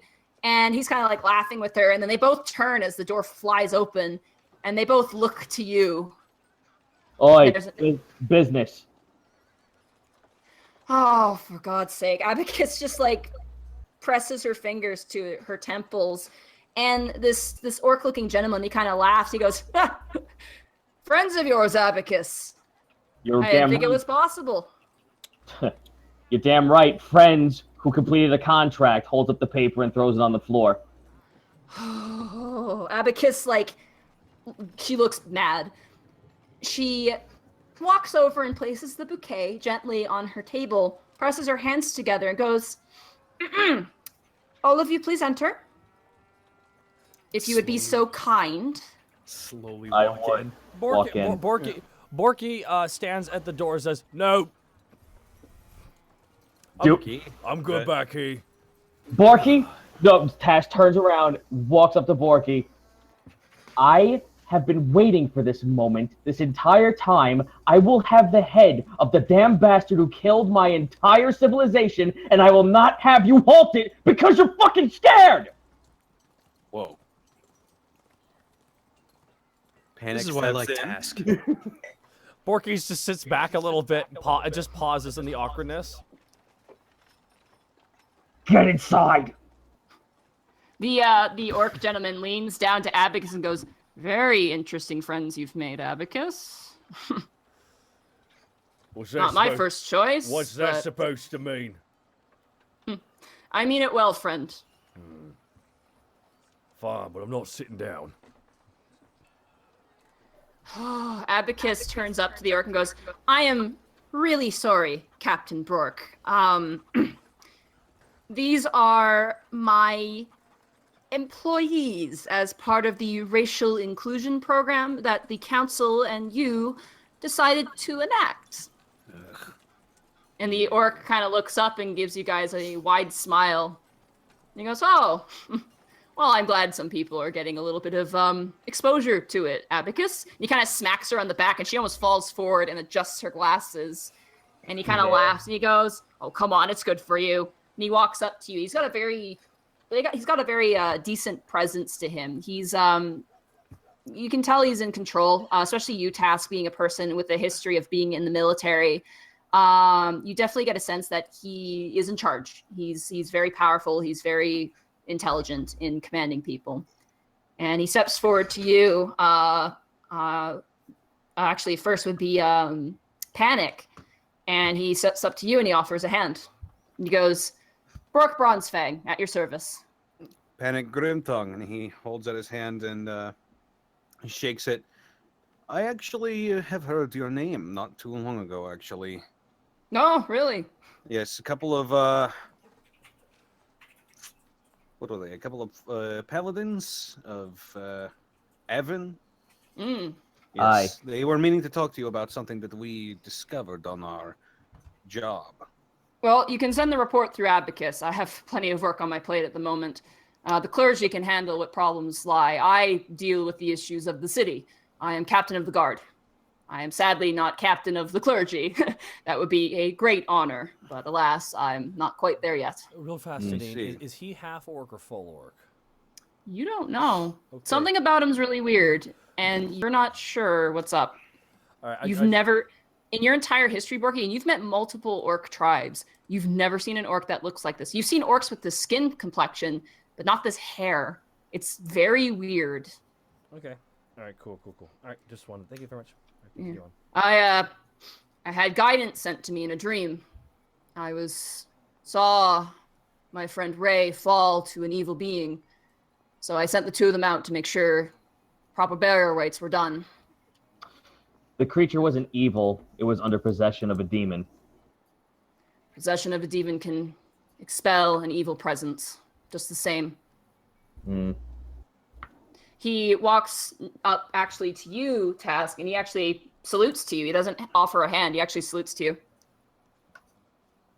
I figured you were a man who knew of rank. Salutes back. Very high rank, not to boast myself, but you also seem like one who's commanded men. You look battle-hardened, and quite capable of ordering, though raising your voice at your soldiers is very unwise. I recommend refraining. His soldiers? That's rich. I know. I know, considering I consider them civs more than actual soldiers. Yes, he's no captain of mine. Oh. Why is everyone angry, by the way, guys? We're all getting really mad at each other. I hope we all hug at the end of the session. It's fair. That would be unexpected. Oh! Yeah. Forgive my rudeness. It's been a odd stretch of days, and also I have a man to hunt down. That's fair. I do like to meet the common people of Alivast, as it is my duty to Avon. He reaches down a hand to you, Greckles. I'll take it and just slowly move closer to his ear if he lets me. let me actually just try some nonverbal like politeness, even though that was a terrible roll. Oh my goodness. You get a sense that even though that's kind of a sloppy sort of interaction, this guy is fine with it. Like he seems to understand newer people to the city. He's very friendly, and not in like a weird, suspicious way. Like he legitimately is very inviting. I'll just lean up very close to him to make sure that not a lot of other people around me can hear, and just whisper, Girso made his presence known. You see his expression change, and he leans back and he goes, "A pleasure to meet you. It's nice to see a feathered one in town." And he kind of gives you a knowing nod. And then he turns to you, Borky. And he goes, "Full orc or half orc?" Full orc. You? I'm not an orc. Ha! Bullshit. Oh, what? Abacus at this point looks horrified at you, Borky, and she's like almost sweating. She's like, "Oh god, oh god." And Brork kind of laughs and he goes, "No, I was born of orcs, just as you were. Yeah. But my true parent is that of a celestial. I am what is known as an Azamar." What? Roll knowledge religion. Everyone or just Borky? Everybody roll knowledge religion the moment he says that word. Meta-wise, that's cool. In character-wise, Taz would be like, what the fuck even? History, I guess. Real fast, Zito, can you leave and rejoin the call real fast here? Your mic's really glitching up on our end. All right. Hello? Say something? Hello? He sounds fine to me. There's a little bit of a buzz, but that's about it. Yeah, it's gonna happen. I mean, it's on a laptop. I mean, it's only so much we can do. Real fast. How do you spell that name of the species, that race, by the way? AASMIR. SMIR. Almost ASMR. Okay. ASMIR. Of no. What? Panic, you know what Azamar are. Azamar are a race. They are, you know them because they're basically the opposite to Tieflings. Tieflings are beings that have been imbued with demons, essentially, in their blood. Azamar are born of celestials. They are basically, their birth is intervened by a celestial, and they're basically somewhat blessed. And then they're used as sort of a vessel to which they do actions based on what their celestial parent wants, or the pantheon of the parent wants. Okay. Sorry, I had no idea what this was. This is news for me and Borky. Yeah, they're an interesting race. They're actually a playable race, but an orc one, not very common.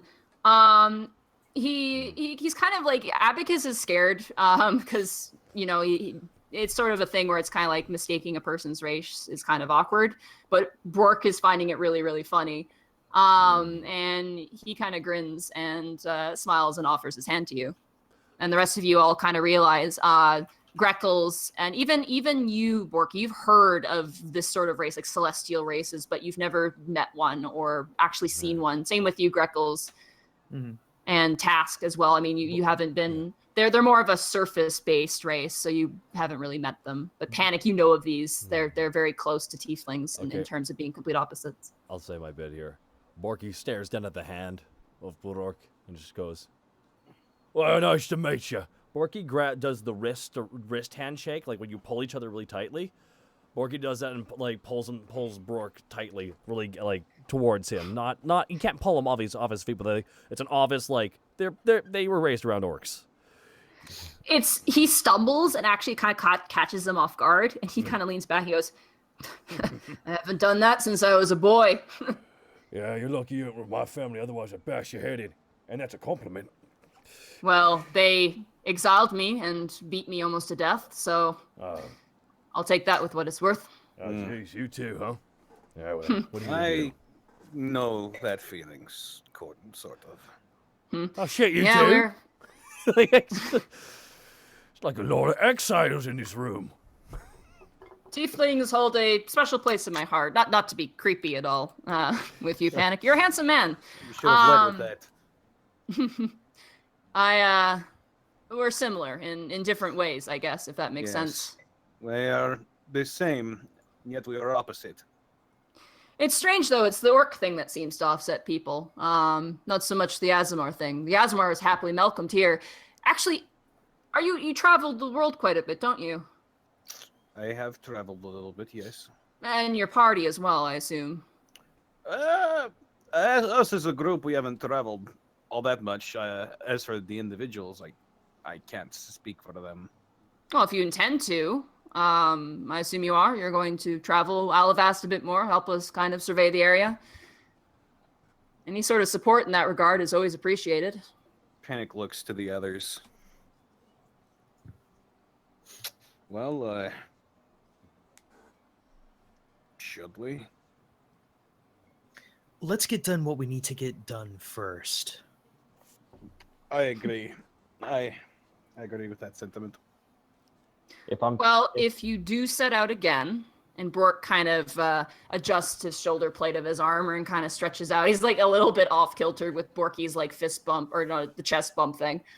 And he goes, well, if you're out and about and you happen upon any other Aasimar, please notify me or one of the guards, or Abacus actually would be great. She could get a message to me. It's important that we know if there are any here and make sure that they are taken care of. Aye. Will we get paid for this?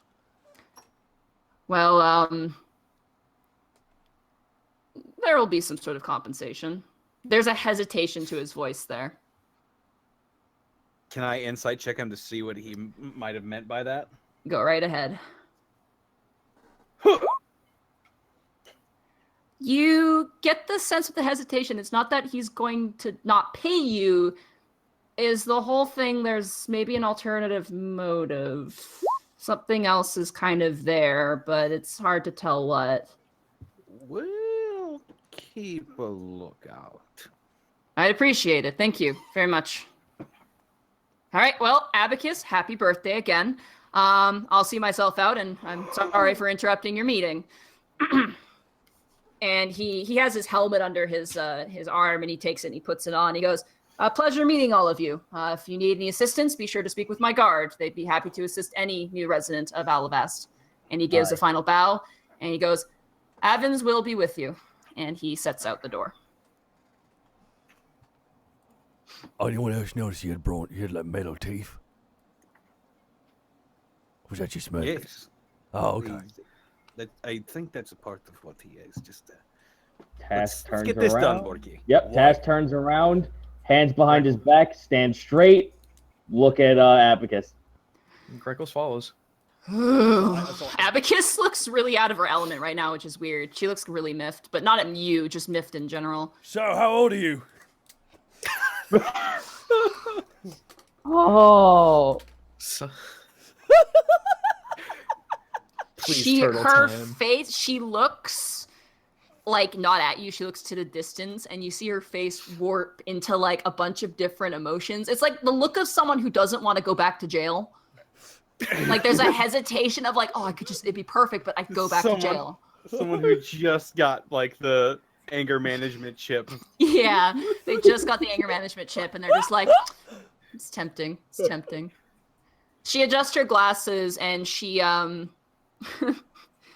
she reaches down and grabs. She has a box on the floor next to her desk. She reaches down, she pulls out another vase, and she places on the table and takes Bork's flowers and unwraps them, places them in the vase, and she gestures to the chairs. There's 4 of them there, and she walks around her desk and then sits down comfortably in her chair and presses her fingers, intertwines her fingers, and presses her palms together and waits for you.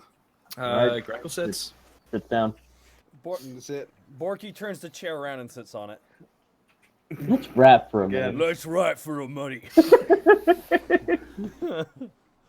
I received a letter from Peyton after I sent you on that mission. Yes. Peyton actually wanted me to give you this in that response. Hands her the letter. She takes it. First things first, I want to apologize. If I had known the severity of the situation, I would not have sent you don't take that as an insult. Merely, things of that nature need to be handled delicately.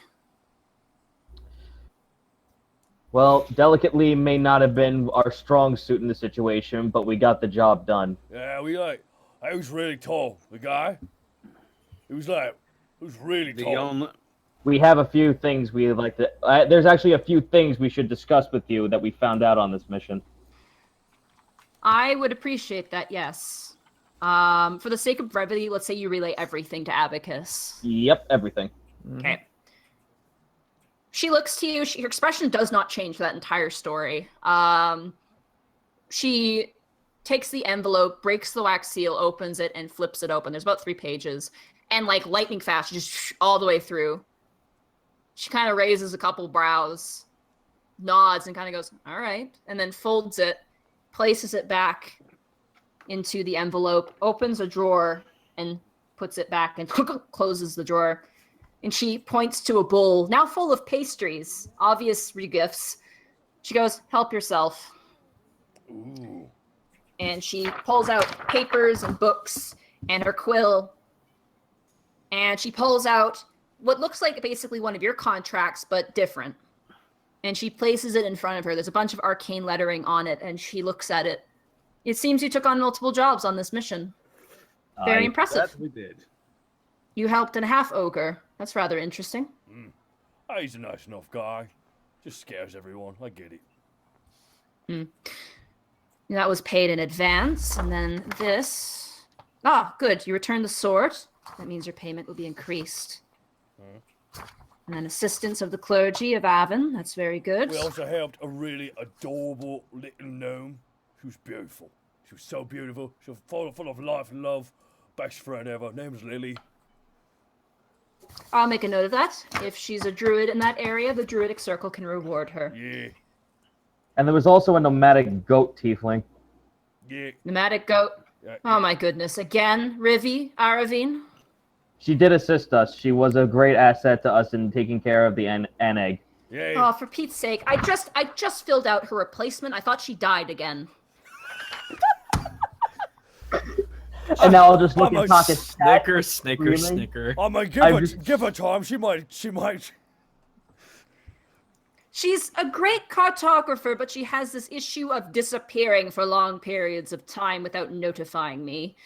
I was about to interview a replacement, but at the very least, good to hear that she's doing her job.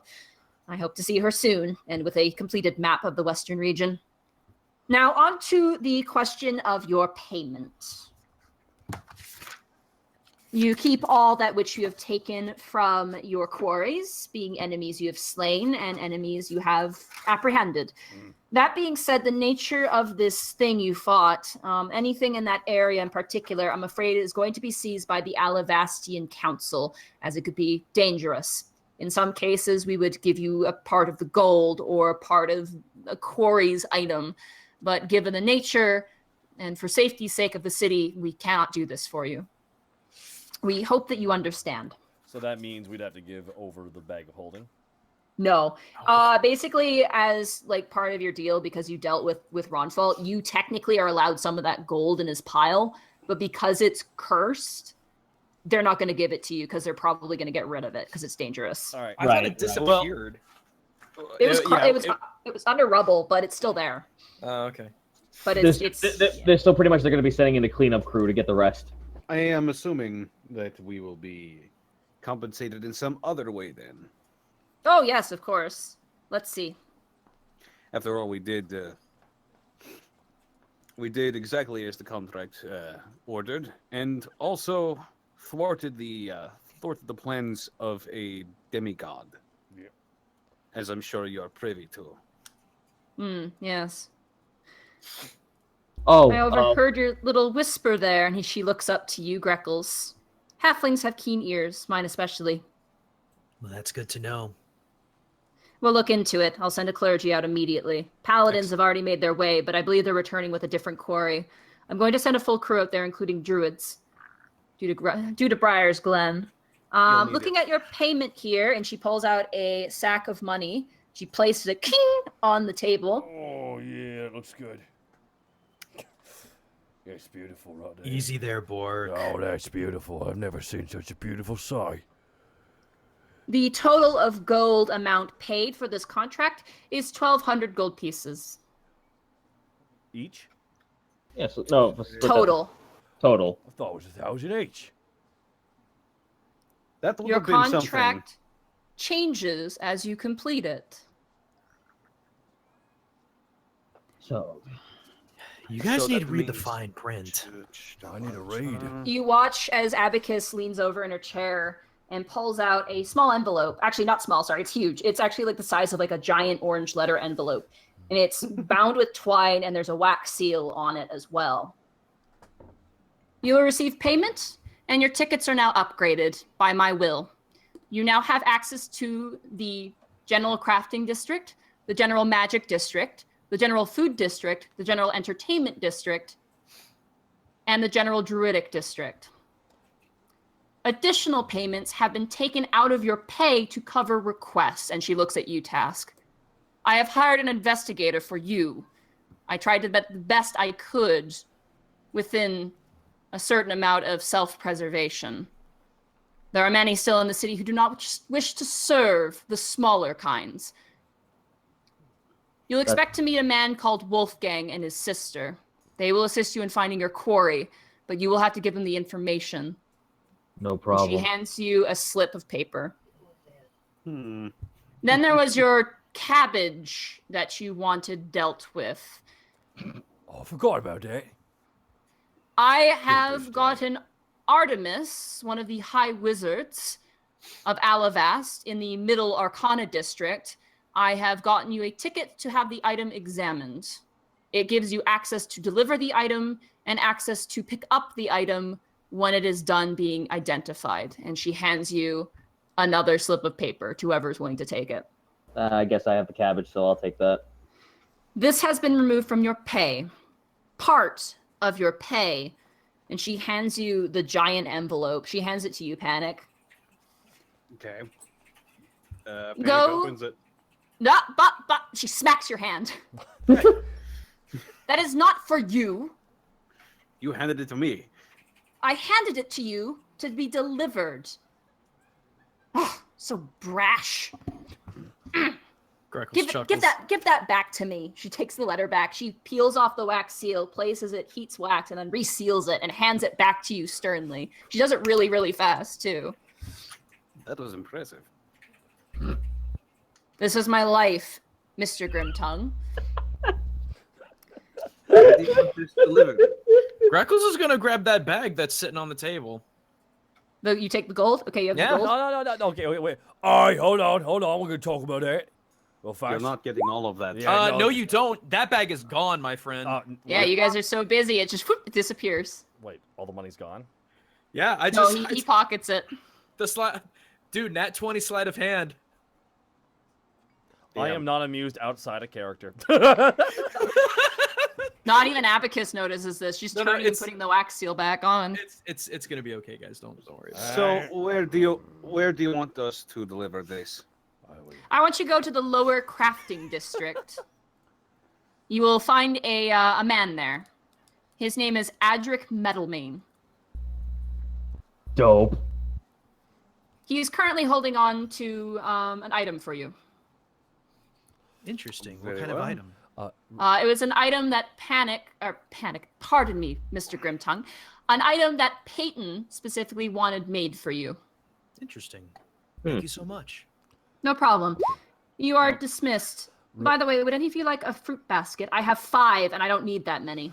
Oh, sure. I'll take it. I'll take the I extra will wax. take a fruit Uh, basket. Sure, no worries. We'll take them. Borky pulls out the bag of holding and just takes everything on the desk and just pushes it into the bag. Abacus stops and grabs the candy and slowly brings it closer to her as you're grabbing just the fruit basket. You have 4 fruit baskets in your bag of holding now. And you just the next time we know that it's there, you're gonna open up. It's just gonna be rotting fruits. Yeah. No. We're gonna 4 fruit baskets. I'm gonna put that right in my inventory here. Does time proceed normally inside the bag of holding? Oh yeah, and you can suffocate in there too. Oh. Yeah, that's why I was like, when Whatever people you were do- telling me, why doesn't Task hide in the bag of holding? Whatever That's a you bad do- idea. Don't turn it inside out.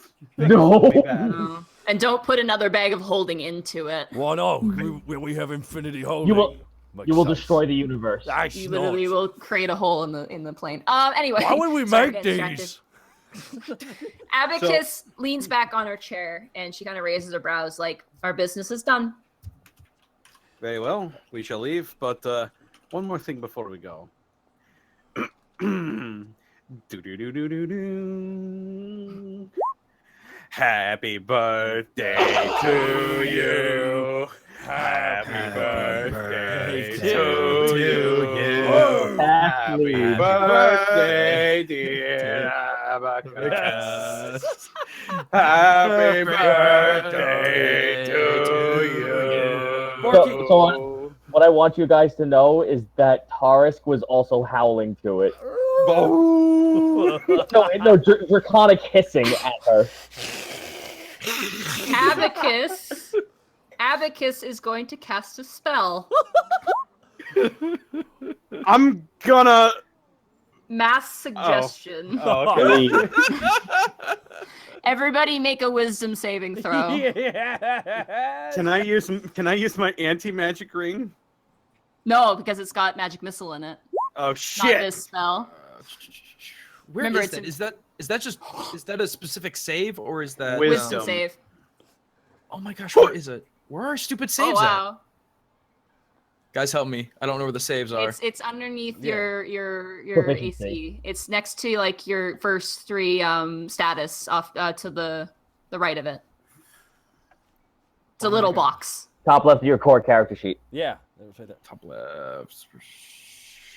God, why can't I find this stupid thing? It's next to dexterity. Wisdom is right now. It's in the. Oh, okay. Oh, okay. I see. I'm sorry. Wisdom.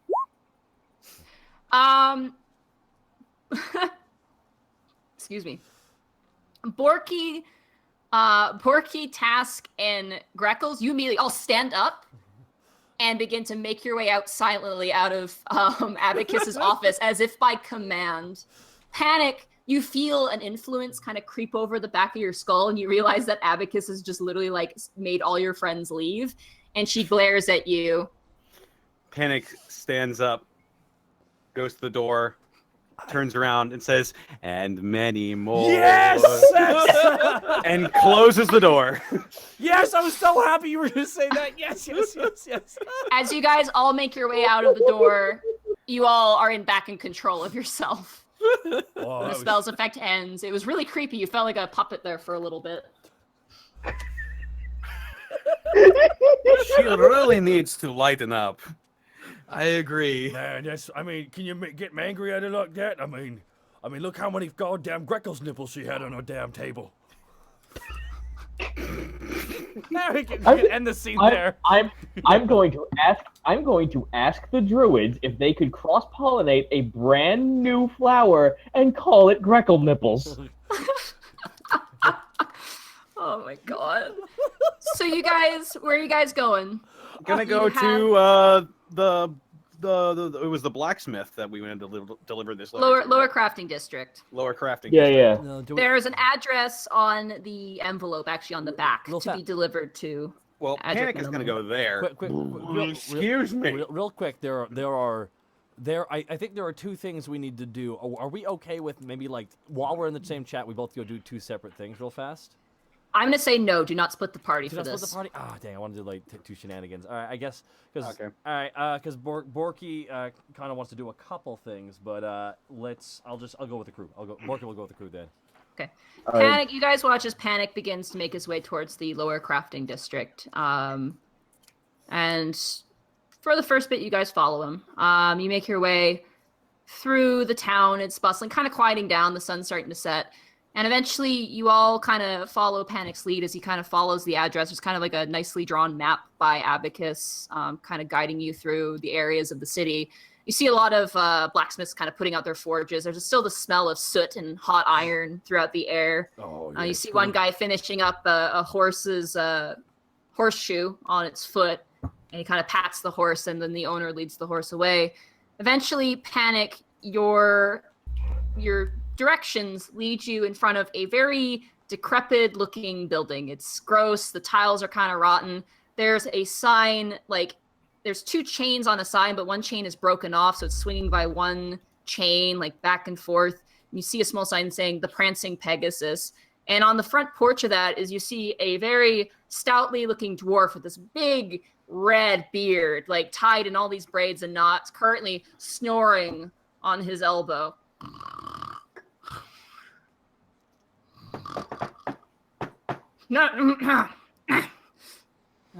How can I help you? Hello there. We were sent by Abacus Fleetfingers. We actually have a parchment for you. Oh, right. I forgot about that. She mentioned someone was coming. I've been waiting all bloody day. Let's see it then. Hands him the letter. He takes it, rips it open with just reckless abandon, and he starts flipping through the papers. Oh, all right. See then? That's interesting. Okay. You must be pulling my beard. All right. And he's kind of flipping through and making comments about what's in there. And then, this is not for me. I'll just give that to you later then. And he puts it back in the envelope. All right. Come with me. And he steps up and he pulls out from his pocket a ring of keys. And there's so many keys on this ring that, like, they don't jangle. They're, like, completely tight. Like, there's just enough space for his hand to go around the ring. And he grabs one and he puts it into the lock of the building and he opens it up and pulls the door open. The door, like, creaks open. And he kind of like, oh, come on in. Don't be a stranger. Mind you step on the first little block there in the door. It's kind of a nasty one. Tripped my head and almost broke my nose. Oh! How about now? You make your way in, and you enter into a large room. There's a bunch of tables and there's chairs, like, kind of, some are broken, some are fine. They're kind of resting. The place is coated in dust. There's cobwebs everywhere, and you see kind of like a countertop. It's like kind of stained with age, and the dwarf kind of walks in and he looks around. He goes, you have to be forgiving me. Not much to look at. We only did kind of the special things. Anyway, so let's see. We have one Borky the Orc. We have one Greckles. We have a panicked Grimtongue. I assume that's the Tiefling. That's me. And we have one Task, which is the wee fella right there. Aye. He prefers. Well, He prefers. let me lead you around. You can take a look, and then this is the first kind of main area. It's rather nice. And if you follow me into the back here, and he opens up a door and leads you out into a courtyard. What do you think of it? It's not too shabby. Aye. There is a ceiling. Mm-hmm. Yeah. There's like a bunch of bedrooms upstairs. You got some space to build them things. I'd say for your building, it's not too bad. Wait, sorry, out of character, are we being given this house or something? I'm sorry, did I miss something? Roll an intelligence check, everybody, when he says this. Oh, whoa, wait, oh, shoot. Oh my goodness. I don't know. It was an intelligence save. It's not a cave. Intelligence check. It's not a cave. Panic, you immediately understand what's going on. At first you're like, wow, this place is shit. And then it's like, oh god, it's our piece of shit. Oh no. As compensation for thwarting the plots of a demigod, we were given this ramshackle house to live in. Ramshackle house? Yeah, sure, it needs a bit of work, but I got, you know what, come with me. And he grabs you, like, really firmly, Panic. He's like, Oh, you had better show me something that's worthwhile about this place. oh, I'll show you something worthwhile, Tiefling. Oh, it's so judgmental. Oh, so holier than thou. Well, get on it then. I am getting on it. Stop running the arse, you're like my wife. He leads you guys upstairs to a hallway, and in front of this, basically leading in this hallway, is this giant door. And it's got this giant, intricate carved lion with a tongue lolling out. And he points a hand to it and goes, I'd say that's some pretty good work right there. It's polished, it's pristine, it's quite beautiful. I say it looks fabulous. Now watch this, and he grabs your hand, Panic, and he presses your palm into the tongue of the lion. This isn't going to kill me, is it? That's my Oh, I fretting wish hand. it did after your insults. Well, That's my remember, fretting hand. Whatever doesn't kill you makes you stronger or kills It's you. my That's my fretting hand. If I lose this hand, I lose my livelihood. As you guys are yelling, the lion's eyes flash open, these wooden eyes that were closed, like break open. There's a glowing of light, and you actually see Panic, your signature, appear on both eyes, and then disappear, the ones you put on the contract. And then the door leans forward into a fairly nice hallway, new flooring. There's some quaint kind of like restaurant paintings on the walls, but there's 4 bedrooms, 4 doors for 4 bedrooms. Look, I don't mean to be an asshole, but when Abacus told me she wanted this building given away, I had to do something with it. I couldn't just, as you say, give out a ramshackle place. But if you want a good building, you need to start looking a bit better. Oh man, he told you. Wait, did he work a bit better? We did. Here, he hands you a document. Panic, I want you to go under party inventory. Okay. How I want you to... to... Oh, never mind. I found it. There should be now a tab called renovation opportunities. Oh, shit. Is this on? Should I have this popped open here? You all have this on your pop-up now at this point. Are we can all access this. How do I? Yeah. Under player inventory. Under player inventory, you see player inventory and you see renovation opportunities. Where's player inventory at? It's at the top of the journal. In the journal tab. There it is. Okay. Where our characters' portraits are, go all the way to the top of that. Oh my Okay, goodness. got it. Open. So this is a giant house, and it has options that we can add to it. Yep. Oh my god. There. What's AC? Oh, what's AC? You new folks coming in here don't know a lick of anything about what goes on here. Here, let me go through your envelope and see what you got paid for your mission. And he pulls out the envelope and he goes, looks like you were paid 1,200 gold pieces and, oh, that's a hefty sum. You must have been something pretty good. Actually, who had that? Who grabbed that, by the way? You guys get, and I'm going to add it to your count. For your mission completed, you guys have a total of 3,500 Alivastian credits. Oh, yeah. Fucking Has A. its own currency? Yep. Welcome to Alivast. It has its own separate currency. Communism. Yo. Oh, looks like you got quite a pretty sum there. But at the very least, you can get this place not looking so rubbish. But I ain't doing nothing unless I get paid in some way. So pardon me for being a bit stingy, Tiefling. Trying to get my children fed and my wife out me back. Driving me mad. Fair enough. You should really talk to your wife if you're having problems with her, you know? Oh, you try talking to a banshee and see how well that works out for you. Oh my god, you're married to a banshee? It feels like that most days. Go to Anyway, a, you've got go quite to a bit priest. of Alivastian credits you can use. I'd recommend, if you're taking it as this being sort of an opportunity of a guild hall, I'd recommend perhaps a tavern, and then perhaps an employee to run said tavern. You need someone with certification, and that can cost money, so. The other thing you can get is a quest board, and you can basically bring in people, and they'll do jobs for you. Oh shit, look right here. We can hire a bard. We could use one of those. Panic looks at the hard camera and starts playing doom doom doom.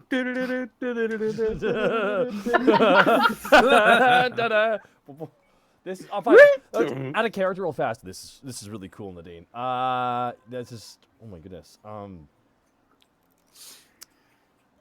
sorry, I'm just looking at all the options we have here. Yeah, I'm just like shit. We're gonna have to all like agree on shit for this. We're gonna have in You character. guys have to be a team. Oh, this is fun. This is going to require some thinking and input from all of us. So we got paid 1,200, but we got a higher. We have more. Did that? We have 3,500 is what he said. So how? I'd say you got paid pretty well, as this building itself is worth 1,500 gold pieces, or no, I mean 15,000 gold pieces. I got a quick question. Is that a lot? Not too Shit! Is I take it back. That is a lot. I take it back. I can say that I have a 15,000 gold house now. Oh, it's $15,000 house that needs a little bit of a fix-me-up, but you got the idea pretty there. No, it's being able to say that I own a $15,000 house. I have a question. That's cool. Okay, so now what I kind of wanted to ask Abacus before we ended up getting fucking violently kicked out mentally was I was going to ask her about future employment. And now seeing this, I'm saying, okay, does our future employment also come in regular gold and in AC? Right, depending on what kind of job you take, you get paid in whatever currency is worth selling, or the people have that are willing to give you. Looks like here, instead of getting a road built, that the western people of the region decide to buy you this place instead with Alivastian credits. Ooh. We could have called them Alivastian dollary dues. I just want to throw that out there. You know, we could Whatever, shut up. dollary dues to boys. Anyways. Oh no, what happened? Some of your Alivastian credits disappeared. What happened? It was like God. What? No, what? Put it back. All right. Gentlemen, are we? Can we be in agreement that we can decide on renovations later? Right now, we have a little bit more things to do. Sure. I agree with that. I'm just looking. At least we got a place to stay, or at least somewhere to lay our heads for the time being. That is true. Custom-sized beds too, courtesy of me. Oh, what? I appreciate that. So my whole... I take it back. You do good work. Oh. What's Don't your think name? you can win. My name is Adric Bettelmane. Spell that out. The Metalmane Advil, house and renovation and opportunity in the city of Alivast. Wow, that's a drop it. mouthful. Can you please type that into the Discord, Nadine? Adric Metalmane. It's ADRIC ADRIC. METAL dash Maine, like a lion mane. Guy who made our Adric Metalmane. This place has got a bit of history to it. I should warn you, this place actually used to be a forgery center for thieves. So literally, someone bought us the Thieves Guild. Not the Thieves Guild per se, but at least a place where they were working out of. They got caught and hanged, as is Alivastian tradition. Ah, good times. I bet they won't do that again then. Panic looks at Greckles. Just silently, just... Hey, they got caught. They got sloppy. They're bad thieves. Anyway, so we're going to wait on the renovations then? Aye. So Yes, we'll take some time to think about it, and we'll get back to it at a later date. Like I said, first thing you probably want to do is attract some people into the place. That'll get people wanting to do missions for you, especially if you offer entertainment and drink and food and whatnot. Here, I'll give you these, and he hands you a small box that inside has paper, and he hands it to you, and he goes, if you want anything done, you just write what you want on there, it'll go straight to me, and I'll be here in 2 swishes of a lamb's tail. All right. Oh, I Sounds just dope. realized What? I can get my own stage. How many bards can say that? I was about to say, Panic. If we get this, looking at this list, if we get a tavern up and running, you could be the main entertainment. I will have my own stage. Then Ah, people Borky. will have to come and listen to me. Borky, you could be the bouncer. Oh, man. So I go to my bed and I bounce then? No, that means you can legally beat people up. But you can also go to Oh, your wedding bounce if you want to. Borky, Hold on, one sec. Are you telling me that I could do that? Oh my god. I always knew I was put on this world for something. You know, I always knew I could finally showcase my art. And, you know, that big... Like, we could have a bathhouse? I have my eye on that, actually. Yeah. And Task is looking at the guards bit on that, but then he also looks to Borky, kind of like pulls on his like loincloth a bit and points to the fight pit. Oh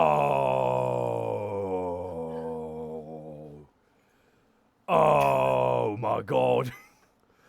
It's worth noting, in order to have a fight pit, you need to have a temple and a cleric. Okay, fair enough. I'm just so happy, you know.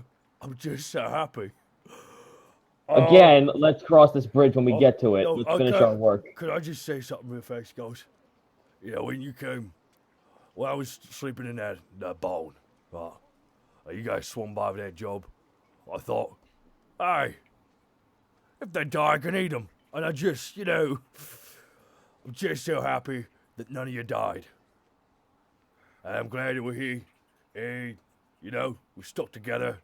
Guys, I'll be honest with you guys.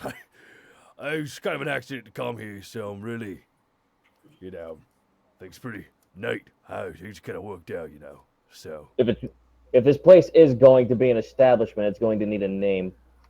I've got an idea. Let's talk about it. That is probably the best idea you've had so far, Borky. Oh, it's not true. I was going to rip your nipple off. That's the best idea I've ever had. Greckles just shrugs it off. The scariest part about that statement is that it might be true.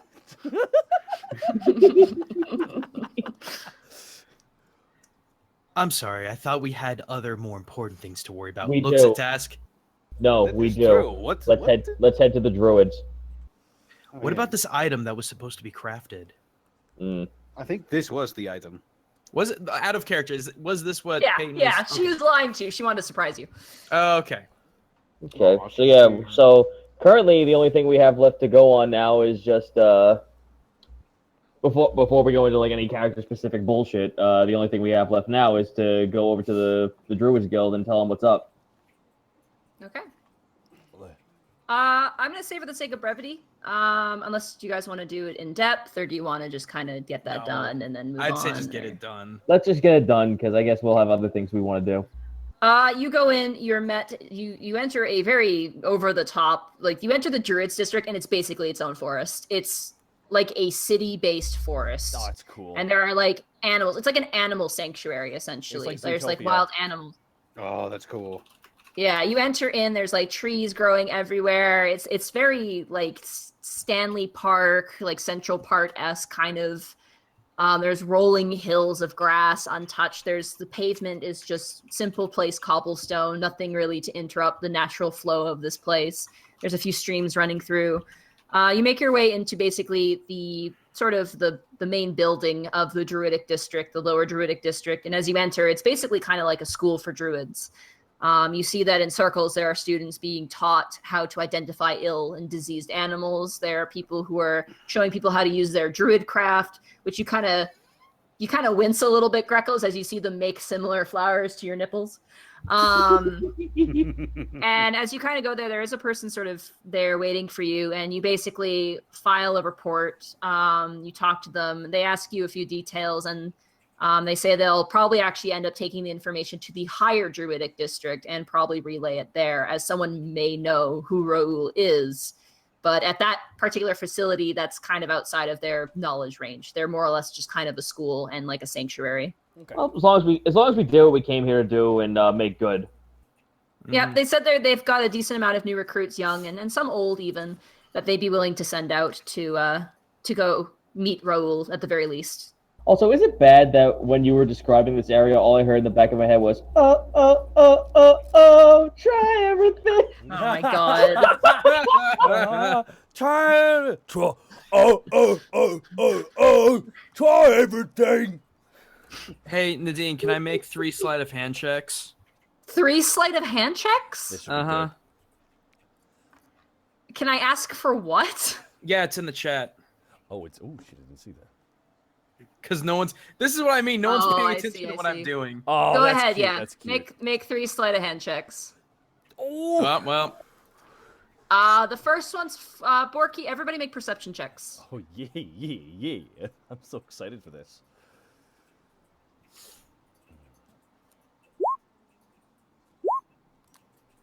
Yeah.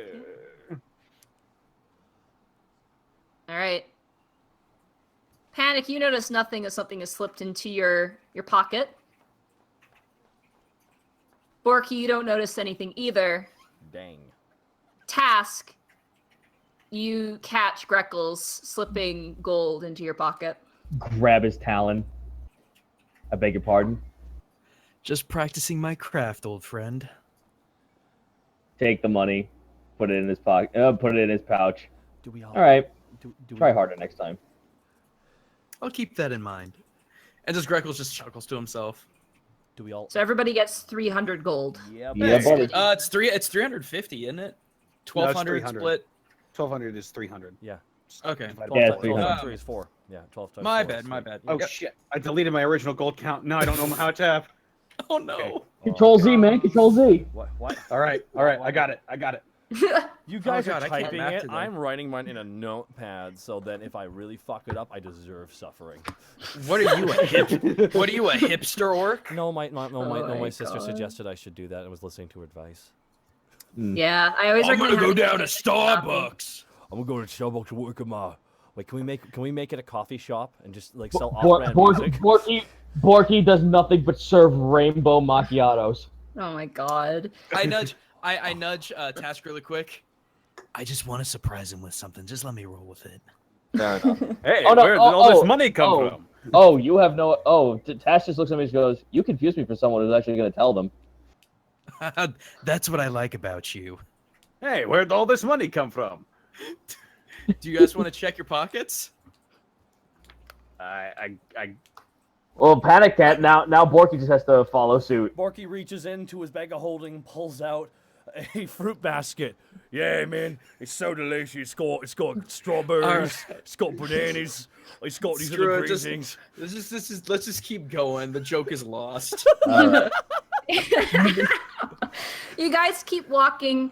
I want you, and you guys make your way out of the Druidic district, actually through the Lower Arcana district. I want you all to roll perception checks, actually. Oh shit! Oh shoot! Oh, Oh, I'm man, having. I got the No. I'm glad I'm getting all the bad rolls out of the way. I got the festival Yes. from the Trigger Oh. Panic Nat background. 20 perception. Borky, as you're looking at your fruit basket, you stop, and suddenly those turtle instincts kick in. Deep down, with your love of lettuce, you remember something. You stare off into the distance and you see a woman. And you remember her. Oh. And yet, you've never met her. But you recognize her. And she's tied to your need for lettuce. Borky drops the fruit basket. It scatters on the ground. A couple of oranges roll out into the distance. There's a guy walking. He's like, "Hey!" Borky walks towards her. You see a woman that looks like this. Oh, it's Willow. Oh my god. Yeah. Borky. Borky doesn't know who this is. Do I? What, mate? Borky I mean- scratching his chin. Wait. She's currently sweeping, and she stops as this orc making various facial expressions and looks like he's constipated, is kind of making his way forward. She It's kind our- of backs up a little bit, like, horrifying image. Taz kind of like steps in front of him. Ah, it's our wizard friend. Oh, it's you. Oh, Mr. Panic. Oh my Hey. goodness, it's been some time. Look who it is. It's Willow. How are you? Oh my gosh. We are doing very well for ourselves. Do I know her? Stop. Your friend there looks like he's having digestive problems. Our He friend might here, be, for all we know. We yeah, don't really pay a lot of attention when he does that type of Taz stuff. kind of like rubs his head for a second and then snaps his finger. Oh, that's right, turtle. Turtle? Oh, your cute little pet turtle you had on your shoulder, Panic. It was adorable. Yes, Thank that's you. him. That was Ah. me. I was a turtle. Borky the Orky. Some, mate. Willow, apprentice mage. Pleasure to meet you. Gosh. Any friend of these guys is a friend of mine. I'm glad to see you guys doing so well. Oh, Panic, how's my ring holding up for you? Very well, actually. Fortunately, I haven't had an opportunity to use it. Well, But it'll it- prove really handy if you're ever in danger, I promise you. Thank you once again. Welcome Very to the shop. I actually got a job. I'm also an apprentice to Artemis. He's this really powerful mage, and he can basically make life. It's amazing. Make What I light. tell you. Yeah, he can make life. It's incredible. He's got a homunculus. It's so cool. It's like a creature made out of all these different parts, and he used arcane powers to put it together. sorry. Please come inside. The shop is still open, so if you want to do some shopping, you're welcome to. And she opens the door, and you hear a little bell, ding, ding, ding, ding, ding, ring up top. All right, well, we do have business, so we may as well come inside. Are you certain this isn't work of the necrotic kind? Oh, no. Completely arcane. Very well.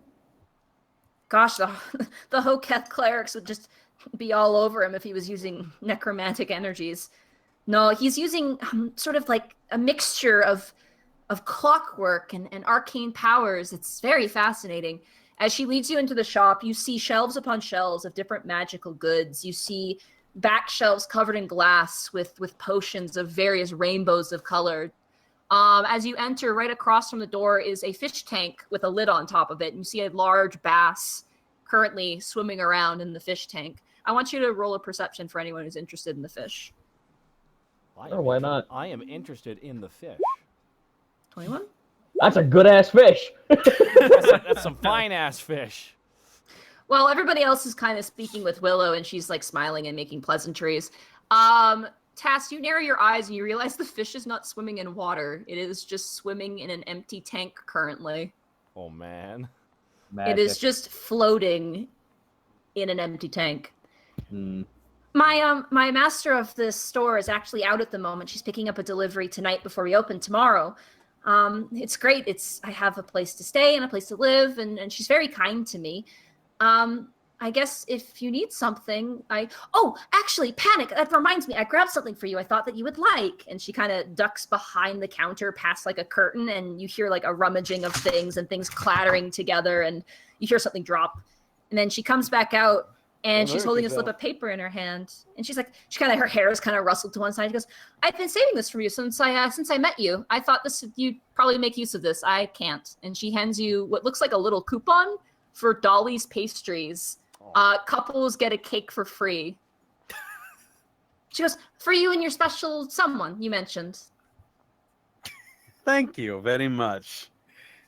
I will, that's very she's considerate back out in the woods. She gave her this nice hat. Surprised you. Let me know how your date goes. Ha! What? Panic. What?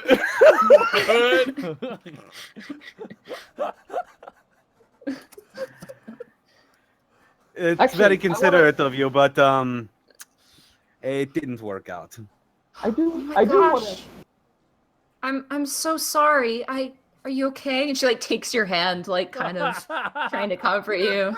Oh, he's fine now. It's hard sometimes, but Roll a deception check. Please nail it. Please land this. wha-bam! Oh, Oh, she rolled a 3. it's hard sometimes, but She puts her hand on her. I'm so sorry, Panic. I mean, you're such a nice guy. You don't deserve that. You know, I have a lot of really nice female tiefling friends. I'm sure they'd love to meet you. And I have some odd tieflings too. At that he stops. You say female tieflings, yes? Yeah, I met this one a while ago. Yes? You wouldn't happen to know a Euphoria Grimtongue, would you? Euphoria Grimtongue. I'm sorry, the name's not familiar. I know one named Aravine and another one named Lila. Oh, well, thank you, but I think I'm going to take some time before I start dating again. Okay, well, let me know. And the coupon's good forever, so, you know, you can use it whenever you like. And, you know, if you don't find someone, if you really want, she kind of fidgets her fingers together. You know, if you don't find someone and you really want to, I'd like to get maybe some cake with you. Be kind of fun. You catch up. Sure, let's Hook, line, and sinker. make an event about it. Let's make an event of it. Like a Okay, sniper. that sounds great. Okay, all right. Well, welcome to the store. Welcome to the Blue Dragon Emporium, home of. She like leans over to a sheet that's obviously like taped to the side. Home of magical goods and services Oh, and dude. potions. When she says Blue Dragon Task, like 180s his head at her like an owl. Oh. I'm sorry, Task. You don't like potions? I thought you liked potions. No. He holds his hand up. No, it was just something else that I heard. But it's fine. Everything is fine. I do actually have a couple of questions regarding magic in this entire community. Oh, okay, certainly. Actually, I should show you. And she kind of digs around and she pulls up a rack of potions and places them down. My potion making skills have gotten so much better now that I've been learning under Artemis. I can make like so many really quickly, and they're really good. The ones I gave you were they're terrible. I'm so sorry. I wish I'd given you something a lot better, but I'm trying. I'm getting better. I'm studying. Homework's really hard. I don't sleep a lot. You guys look great. I'm so glad to see you safe. This kid. I love this character. Nadine, out of character real fast. The dwarf, the little girl, this character, they're so much fun. You're doing such a good job right now, Nadine. Thumbs up, double thumbs up. Okay, so now, gentlemen, I hope you don't mind. I'm actually gonna like jump into like magical lore of this world just to see how shit works. Got it. Sure. So you have made mention to the idea that it's not very it doesn't feel like the practice of necrotics is actually well received in this entire town. No, I mean, it's not so much the town frowns upon it. There are certainly people who practice necromancy, but under close watch. The clergy of Hoketh, they frown greatly upon that. They fear the wrath of Necrecta. Hoketh being the goddess of death, and Necrecta being the goddess of undeath, being zombies and then ghouls and the like. And she kind of waves her hands, kind of like Haunted Mansion style, kind of trying to scare you, but not obviously. Would you mind repeating those names again? Hoketh is the goddess of death. Okay, and the second one? Necrecta. I will spell it out. Necrecta is the evil goddess of undeath. So necromancy, undead, zombies, that sort of thing. Okay. From what I was from where I come from, necromancy is just merely the shaping of flesh, almost like how a cleric heals one and up here in the surface. So I can't imagine that would be looked upon differently or looked upon as it's evil. It's just merely a manipulation of flesh. Well, that's why they're under watch. You know, preserving a corpse is fine, but reanimating, say, a dead paladin to do evil things or to gain information of the like is fairly illegal in Alivast. It's mostly because of burial rites, especially for many members of the clergy. To dig up a corpse and then mess with it or toy with it seems foul in their eyes, which, in a way, I understand. No, of course, the ransacking of one's body to do another bidding, that is a little bit egregious. I was merely considering the idea of, say there were no doctors around and the only person who could actually stop a bleeding heart and an open wound was necrotic. Well, then certainly that would be smiled upon. It's just certain spells that are frowned upon. Fair enough. I imagine some of the nastier necromancy spells. It can be quite vile and dangerous. I don't want to learn such magics. I want to heal. Yeah, magic. Magic. Whoa, nice. Wow. Borky, you summon a skeleton, and then that skeleton summons another skeleton, and then they both start don't joke skeletons. about it. Don't joke about it. Skeletons are the scariest thing on the planet. Yeah? Oh. You think so? Really, Borky? I'm just gonna go ahead. I'm just gonna write that down. Panic looks to the hard camera again. Willow kind of awaits another question task as she kind of starts placing the potions on the table. Oh, well, that was actually thank you for that information. I just wanted to have a little bit of clarification should I want to venture into this sort of topic down the road, but I would like to see what you have to offer. Of course. I have potions of healing. They're 50 gold pieces each. And then we actually have some magical items. And and she like skips over to the fish that's in the tank. She goes, and we got this magic fish. I love it. It's so cute. Look. And she takes the lid off and the fish begins to swim out of the tank and into the air. I take it that's your master. What the?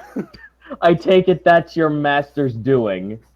No, there's all kinds of strange things in Alivast in this new continent that we find that are just like this. Strange animals, strange items.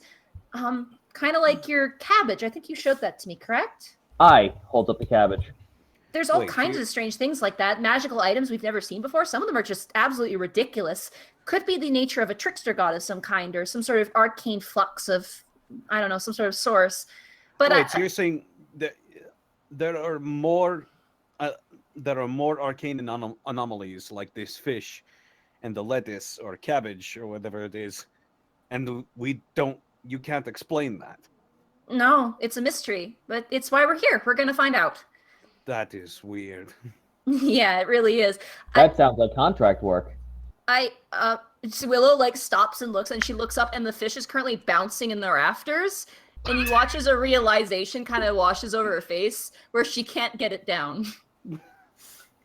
Oh no. Borky, hold me up. Borky just grabs him carefully, not being a dick, and just kind of holds him up with one hand. I want you to roll an attack for this. We'll say this is an attack. Attack? Jesus. What? Roll to hit for a task. Oh. To catch the fish. We'll just do that. Oh. Okay. Oh wait, I just died. I lost the chat. Hold on a moment. That works. I guess my 10 acrobatics wouldn't do much, would it? No, there's no real. There's besides the counter, which is already like pretty low. The shells are like built into the ceiling, so there's no real place to get purchased to jump up and grab the fish. Sadly. So am I just rolling a d20 and adding what? Dexterity? Yeah. Roll your dexterity. How far up is the fish? It's pretty high up.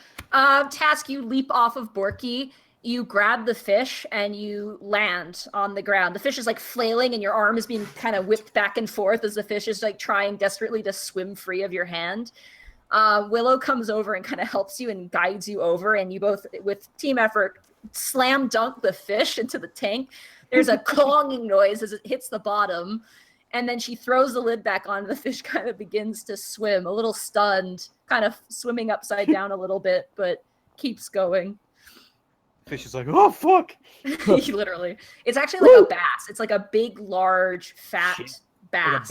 Like a big mouth bass. Like a big mouth bass. Yeah. Unhand me, you heathen! I understand you said you had some magical items for sale. Yes, Oh, I want yes. to look into those too. We only have a few, and we have some that are unidentified, so they're cheaper, but we don't know fully what they do. So, That's sweet. Let's show Right? them to me. now we have, and she digs through. Let me grab my thing. Oh god! She's getting magical artifacts. Hit the deck. The bowling ball. She pulls out a large bag, or not a large box, like about the size of like enough to put like a small dog into, like a crate size. And she begins to. Where is my chart for magical items? It is gone. I don't know where it went. I'm sorry. She places down a bunch of magical items. There's a few random things in there. She kind of digs through. There's a bottle. There is a ebony figurine of a penguin, and there's a set of goggles.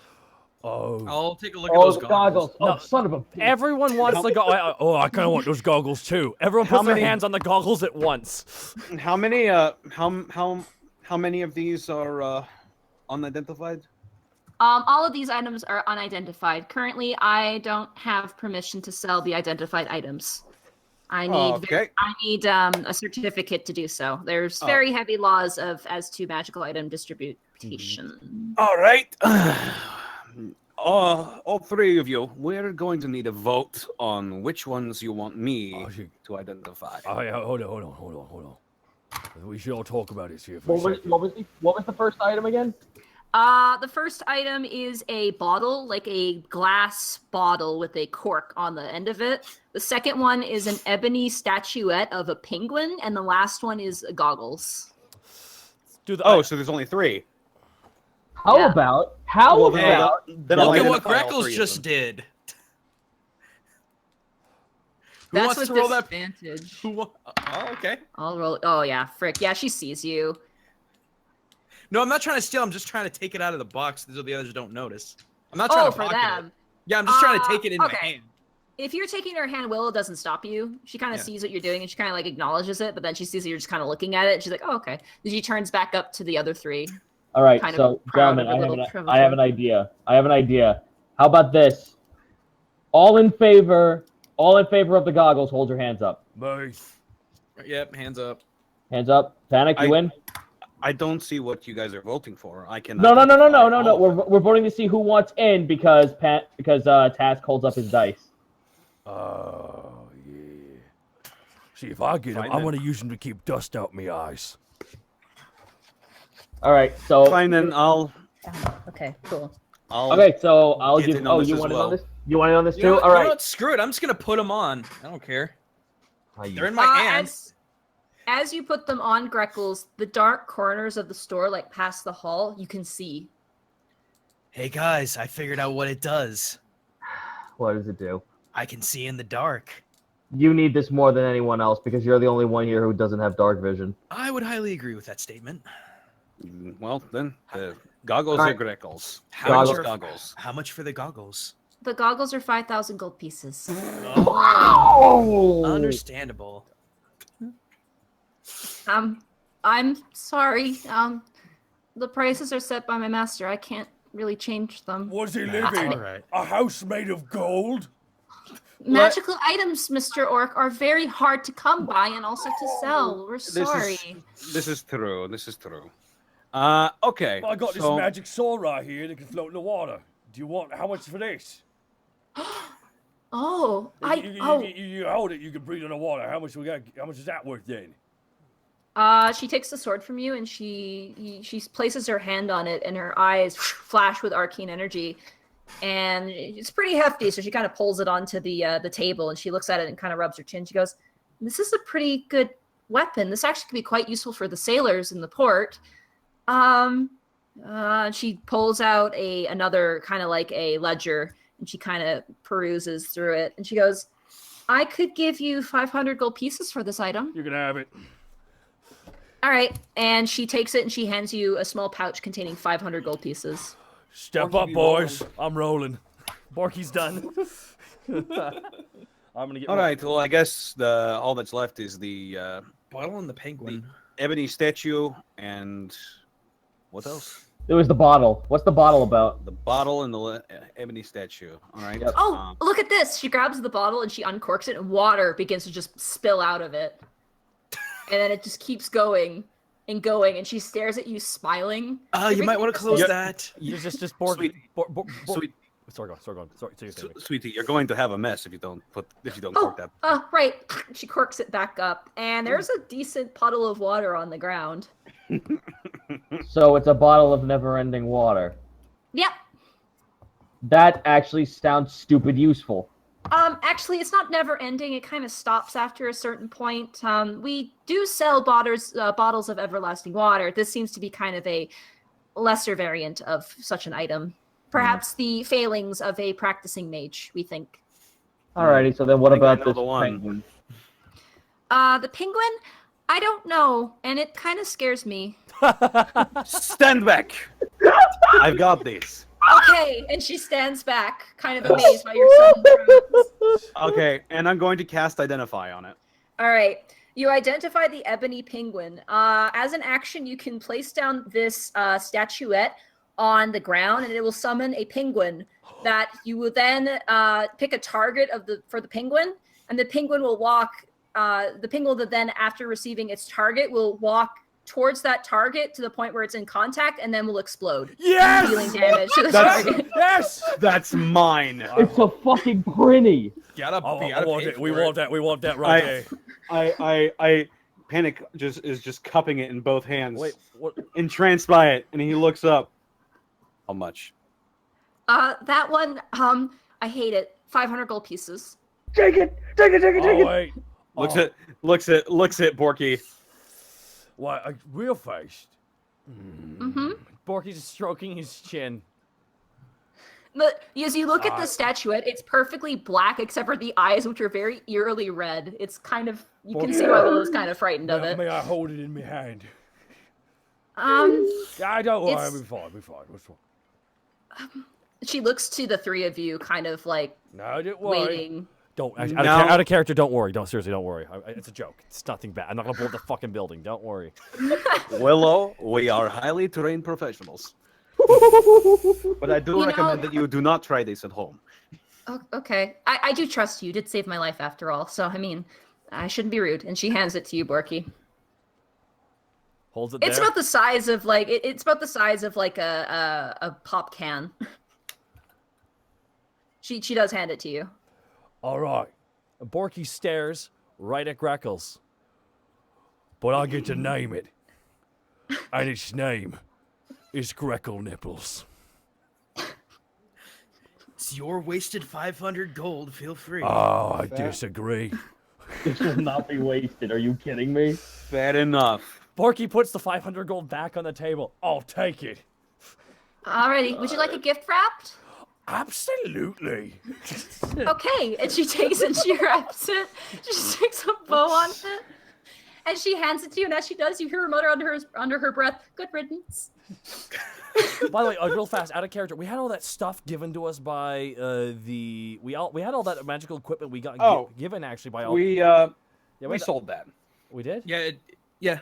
Oh, we did. Oh, It wasn't I'll worth accept- much. I'll accept the white gold oak whistle. I kept that. Didn't we have that orb thing that we could pour any liquid in and it would work or something like that too? Oh, that was No, you sold that to Ozzy. Yeah, we sold that, right, Okay, no worries. yeah, that was like a glass. That was like a marble thing, and it was used, so it was worthless. You do have an orb that emits light that you also got from Gorb that I don't think you guys sold. I think you still have Let's that. hold on to No, that. I have that. Let's- And that's Yeah. not getting let go. No, Let no, go of that's anytime right. soon. Okay. Willow makes a note in her ledger and then slaps it closed, and she looks to you with a big smile. And she kind of looks so gleeful. She's like, "That was my first transaction. I have approval for that now. That was so exciting." I'm gonna add We're this. best friends job. now. I'm gonna add this to my inventory real fast. Can we add this to like where should I add this on my? Should I add this on my actual physical sheet or my digital sheet? Put it on treasure. Put it under treasure. Okay, I'm just because I would put it. It's I would in- honestly put it in your own inventory. It's in your possession. It's your weapon. So Yeah. It's technically a magical item, so I would put it in your inventory. Okay, so can you put that on my character sheet just so I know to use it in combat at some point? I will make sure to put Ebony Penguin on your... And silly question, is it a one-time use only? You don't know? Actually, no. Task. Actually, no, not Task. Panic, you know, because you identified it. You can use it once per day. Yes! But there is a % chance that it won't work. Okay. That'll be a dud. Okay, that's fine. You a dud, Gwyn. you'll get one a day, big guy, but sometimes it may not work. Your name is Gripples the Penguin.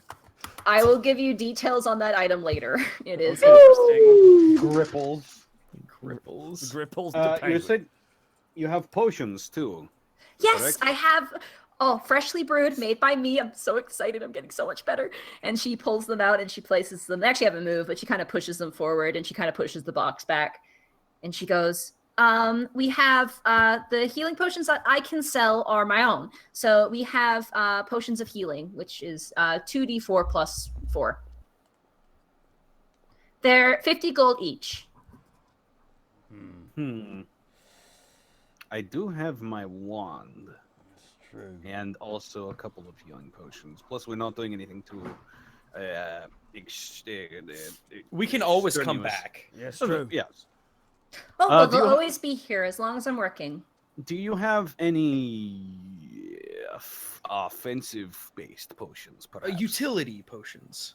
We have some acid flasks, and she kind of digs through some stuff like beneath the counter. Most of our other stuff has been sent out southward to deal with the fire giants, so What? we don't have a whole lot. Why, so what?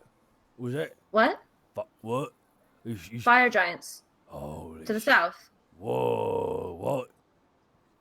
Alivast is currently fighting fire giants to the far south. They've been destroying local settlements there and enslaving the people. You haven't heard about this? We No, just we got haven't. here. Just got Actually, here. we just got back. Oh, gosh! We And you killed, have we you killed a have. demigod last week, sorry. Oh, wow. I studied for my finals. It's not that. It's a little bit more complicated than that. We didn't actually kill a demigod, but Oh, we did. Wow. So you don't know about the giants, and well, I mean, it's going on since like for a while now, but I guess it's kind of on the down low. They're just sending soldiers out to deal with it, but You guys haven't heard about the murders either? What? Murders. Apparently, like I said, we just got back, and we weren't in Alivast for long. Right. We pretty much went to see Abacus, saved you, and then left. Wow, because the day after you left, there've been a very strange string of murders going through Alivast. Panic does that Interesting. blinking guy gif face. All 4 of them do it. Willow gets very visually uncomfortable. Like, people have been found on the ground, and it looks like they've been impaled on things, and also have been crushed to death, and they just keep showing up in random places in the city. In Alivast. Yeah, in Alivast, and the guards have just completely been baffled by it. They have a few investigators on it, but there's no answers. Everyone's really confused. This city seems like a... It seems so nice and pleasant here. Seems like a breeding ground for bad things happening. Oh, good things too, though. I mean, look at Artemis's new life and the potions I'm making. I mean, and there's good things too. Yeah, like this exploding penguin called Greckles. She reaches out to you, Pan, and goes, I know it's rough. You just got, your heart broken, but you got to be optimistic, okay? Oh, I'm so happy. Yes. Thank you. The first. I'll remember that. I hope so. The first murder was the strangest of all. I'm sure you've heard of, well, I guess if you haven't been in town that long, my master, Artemis, he had a rival named Delman. Delman, huh? Yeah. He also wanted to create artificial life. And people found him in the center of the crafting square, the lower crafting district, in the middle, right by the fountain. They have a beautiful fountain. It's gorgeous. And he was dead. And no one knew how he died. So he's just dead, like just lying down. Yeah, no poison, no wounds, just dead. And then after him was a sailor, and he was impaled on the peak of a temple. There is a large metal pyre coming out of one of the temples to Hoketh in kind of the mid clergy district, and there was a man, a sailor, and he was just impaled through the stomach on there.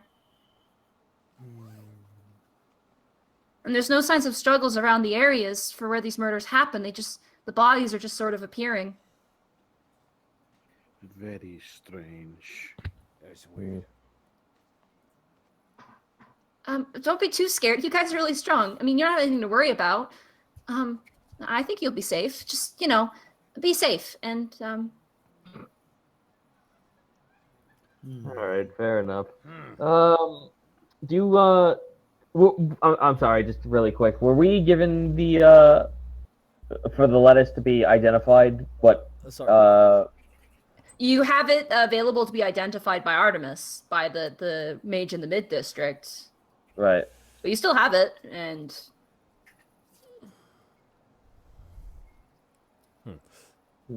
Willow could easily identify it for you if you wanted her to. So we're just taking the fact that there's a bunch of secret murders. Our minds are racing about that. Sorry. Yeah. I'm just like, oh shit. All right, sweet. There is one more thing. Is it possible that you could identify this this lettuce? Sure. And she takes it. Now that I have the spell, I learned it from Artemis. He's really smart. I can definitely do that. Everybody make a dexterity saving throw. Oh boy. Fucking what? Why? Yep, here we go. This is gonna be good. Yeah. Oh god.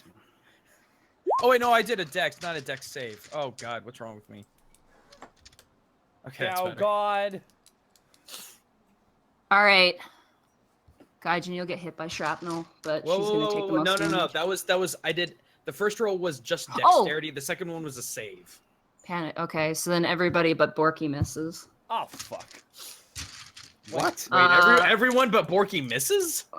No, everybody but Borky. Borky fails. You guys are fine. Okay. Sorry, my wording's terrible. But Willow failed. For 3 hours. It's she okay. critical failed. Oh no. Yeah. Whoops. Okay. Borky, you watch as well as Willow attempts to identify this item. Real fast. Do I have advantage because of danger sense on dex saves?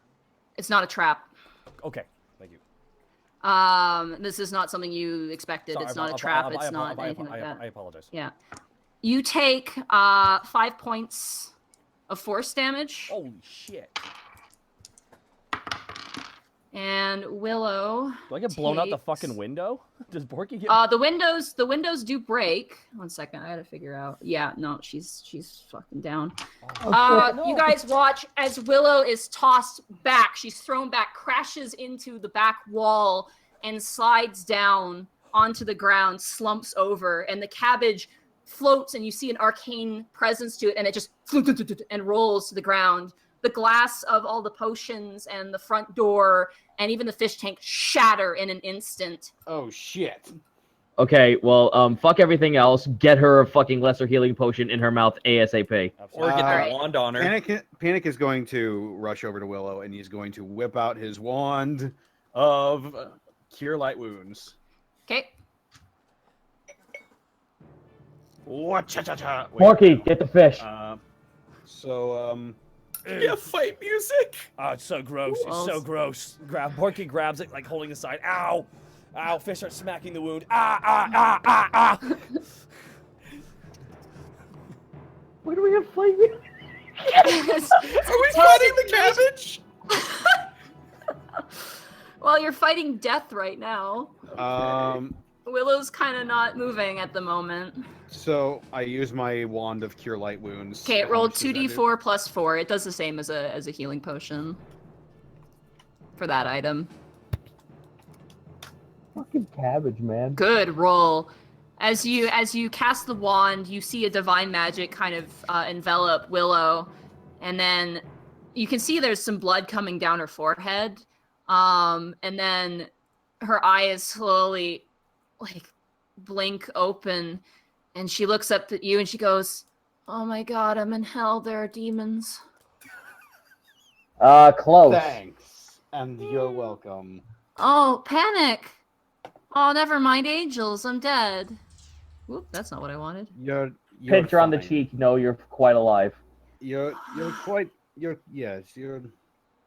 alive, but what was that? Oh, my head. Oh. I'm gonna go grab that cabbage. What happened? Oh my god, the store! She gets up and she almost trips over herself as she gets up, still kind of wobbling. Take it easy. Yeah, take it easy. Oh my god. What My happened? master's gonna be so mad. What happened? Did you tried to identify the cabbage and I don't know. Has it ever had a spell cast on it before? we think we don't We're not really exactly know. sure. That's what we came to you for. I do not know magic.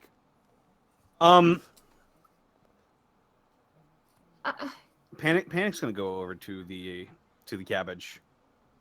He's gonna say,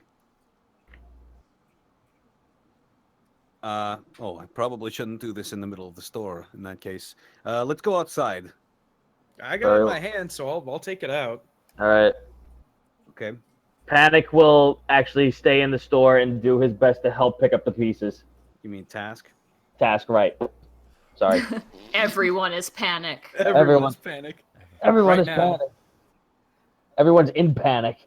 So we're gonna take this thing out into the center of town. Not in the Okay. center of town, just outside of the store, so nothing else gets fucked up. All right, just take it outside. Okay. Ooh. And Panic is gonna motion for everybody to back off. He's like, "Be ready to resuscitate me. Good luck. Keep your potions in the bag of holding. I don't think they will be affected if this explodes again." What? Is there a rock or something, Nadine, that I can hide behind while this craziness happens? There's some crates in front of the magic shop. There's also quite a few people still out and about near you, and they're not keeping their distance. No, real. I'm gonna blow that white oak whistle, and just tell everyone to move. What would this be? Everyone kind of gives you a glance, and like everyone's kind of going about their business. What would this be? Intimidation or persuasion? I would say persuasion. Probably persuasion. not- Roll a persuasion check, and I'll just do a general reaction. Nope. Nope. They rolled a 17. Everyone Nice. kind of looks at you, the bird hiding behind the crate, and kind of roll their eyes and start like moving their carts through. So, Borky comes up. Hey, hold on. What are you doing, man? What are you doing? I'm checking something. You checking something? For blew up that building? Well, let's check it somewhere else, man. Where am I supposed to check it? Outside of town or something. Damn near killed her, man. Yeah, let's not play with the option of the ticking time bomb, I guess. Let's fucking just like put this away and give it to the person in Midtown. Fair enough. Sorry, dude. I was curious to see what you were gonna do. I'm just like, no, I gotta do an in-character thing. Task, as you're kind of like helping Willow clean, she pulls out a scroll, and then immediately you see the front window reassemble itself. You watch the glass of the front counters kind of come together. Borky, you're still holding onto the fish, and it's currently slapping your chest rhythmically. And you're outside with it too. I want to get that thing back inside. Oh shit. Yeah, get it. Oh. So Borky just throws it through the door. No, you fuck. No. No, don't throw. Oh, no. Panic's gonna mage hand it. Borky underhand pitches it though, not an over the top, underhand pitch, like a soft pitch. You guys watch as Porky rears back his hand with the fish, and he throws, and what would have been an arc, the fish just keeps going up. Panic's gonna use mage hand on it. Oh, you watch as a magical hand grabs the fish and begins to pull it, and it's like trying to, like, it's grabbing it by the tail fin, it's trying to like flip its way out of the hand, and it slowly drags back past you, Borky, to Panic's hands. Panic, The poor fish has had a stressful day. We've foiled the plans of demigods, and the one thing that is standing in our way is a fish. This is a weird session. Sometimes I wonder what's wrong with What are you. you talking about? This is amazing. So, Panic's gonna bring the fish back inside. At this point, Willow's kind of pulled out like 3 or 4 scrolls, and she's fixed up the entire shop for the most part. She reaches into where she's getting the scrolls from, and she realizes she's out of all of them, and there's one broken glass case, and she kind of sighs and Task like pulls out a fistful of gold. Just goes, how much for it? So could you repeat that? I couldn't really hear you, man. You're coming in really muffled right now. I said that Task holds out a fistful of coin and he goes, how much to compensate? We're prepared for these sorts of accidents when we identify items. I'll be okay. She like takes your hand and she cups your fingers back over the gold. Thank you. You saving my life is enough. And you saved it again, so, you know. Starting to become a friend, sounds like. Yeah, it seems so. So you're saying that has this happened when you've tried to identify items in the past? Very powerful ones, but Are you different. saying this cabbage is a powerful magical item? I mean, it could be. I mean, there's certain anomalies like the fish and the things I mentioned. And maybe this is just one that, I don't know, was like bread overbaked in the oven. I don't know. I have a headache. I'm sorry. It's all right. Go sit down. We'll handle this. You've done enough for us. Thank you so much for your time. Yeah, no problem. I actually have to close up the shop and go study, although I think I might just sleep instead. Yes, get some rest. We'll see you some other time, Willow. Thank you for visiting me. And if you ever need to buy anything in the Lower Arcana District, I mean, this is the best magic shop. We're certified. We're high caliber. We can identify items if they don't explode. And we provide quality service. That will be, and she leans over to the counter, and then she looks, and she's like looking for a piece of paper, but it was blown away, and she's kind of like, we provide good service. That you do. I guess we will see you some other time then. All of right. course. Take care. And If you want to go get some cake sometime, I'm available. Really Oh, panic. that sounds great. Where can I find you? Where is our abode now? You have the address. You still have like the envelope. Well, I write it down for her then. Oh, thank you. Oh, wow, you actually have a house in the crafting district? That's pretty good. What can I say? You Good could work. say that it was a piece of crap like you did before. Well, Now, in his defense, he was tactless in that moment. I never calculated. Xena Borky talk about tactless moments. Actually, he wasn't wearing any tacks, you know. I see. It was a pleasure meeting you as an orc. Take care of your friends. And she opens up the door and ping-a-ling-a-ling, the bell rings again. And she kind of gestures for you out and gives one final little bow and then closes the door. And you hear a clunk of the lock, and then you see the lanterns in the store being put out by her. All right, gentlemen. So that was pretty much all we had. That was all we had to do, yeah, before we all go faff about our separate ways. Well, unless we're all gonna stay together to go find this investigator to get your quarry. Yes, that's. He was going to meet you, so he's going to actually come and find you. So Yeah, well, it's been a long day. I got myself Greckles, the magical exploding penguin. And I'm telling you right now, guys, I'm tired. I think I want a good night's sleep, you know what I mean? There is one more thing I do want to do. Yeah. But it's back on our way home in the crafting section. Okay, fine. I want to ask our dwarf friend what he has available for bows. bows. He's a renovator. He's not a weapons maker. Oh, shit. All right, well, hopefully I can find I can find a store somewhere that dabbles with armor and weaponry. That's what I'm looking for. Okay. I'll go see if I can gamble the night away if anyone's got cards going on.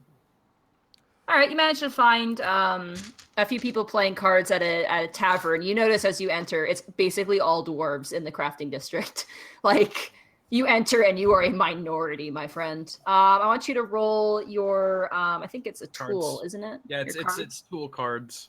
Kate, roll tool cards, and I'll do 3 counter rolls here and see how much you make. The dwarves happily welcome you and your coin to their table. They sit you down. Oh, right. I lost my other D20. It flew across the floor. 1 second. Get it together, Nadine. I know. Worst DM ever. I love rolling real dice, though. I'm sorry. 1 beats you out, and you lose 50 gold pieces.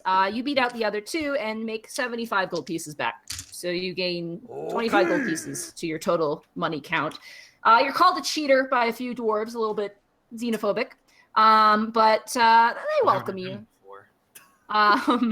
When you lose pretty badly, when you use the 50 gold, they actually buy you a drink and kind of like lighten the loss, but then you make it right back, and they're like, "Oh, I'll pay for your drink." What did they roll to beat an 18?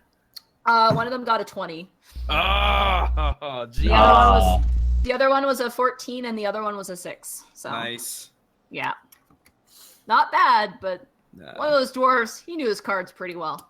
He was older. He had kind of a stained, dirty beard. He had like black soot up his arms. Like he's an elderly blacksmith. He's got his history to him. Damn it, Quallen. Real quick question. This is out of character. About how much longer do you think the session's going to go? I'm just curious. Just want to know before I ask a couple questions. Once you guys head back to your house, I was pretty much going to call it there, and then you can do your shopping and whatnot behind the scenes just to save time, and then you can also figure out what you want to do for upgrades. I will, and then we can talk about that later. Then I'll talk about that next. So, okay, cool. I'll say with that, I assume none of you guys have anything else to do. Most of the shops at this point are closed. Everyone's kind of toiling around for the night. You guys are together again, I assume, walking home. Yep. Okay. As you guys are walking home, it's peaceful, it's quiet. You hear a ton of crickets in the distance. There's something cozy about being back in a city now. There are lots of people. It's a little overwhelming, especially for you, Borky, and it's kind of different. You see windows with orange lamplight begin to glow in the distance. And then you hear a faint sound. You're the only ones on the street at this point. It's pretty late at night, probably like 1 o'clock in the morning or so. You gambled for quite a bit. And you hear a faint noise. I'll go check it out. Oh, foghorn? What? Roll a perception check for those who want to. Oh, yeah.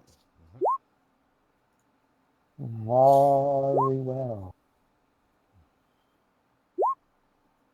Damn. All of you are like, you hear this noises, and you're like, you look to the side, not coming from there.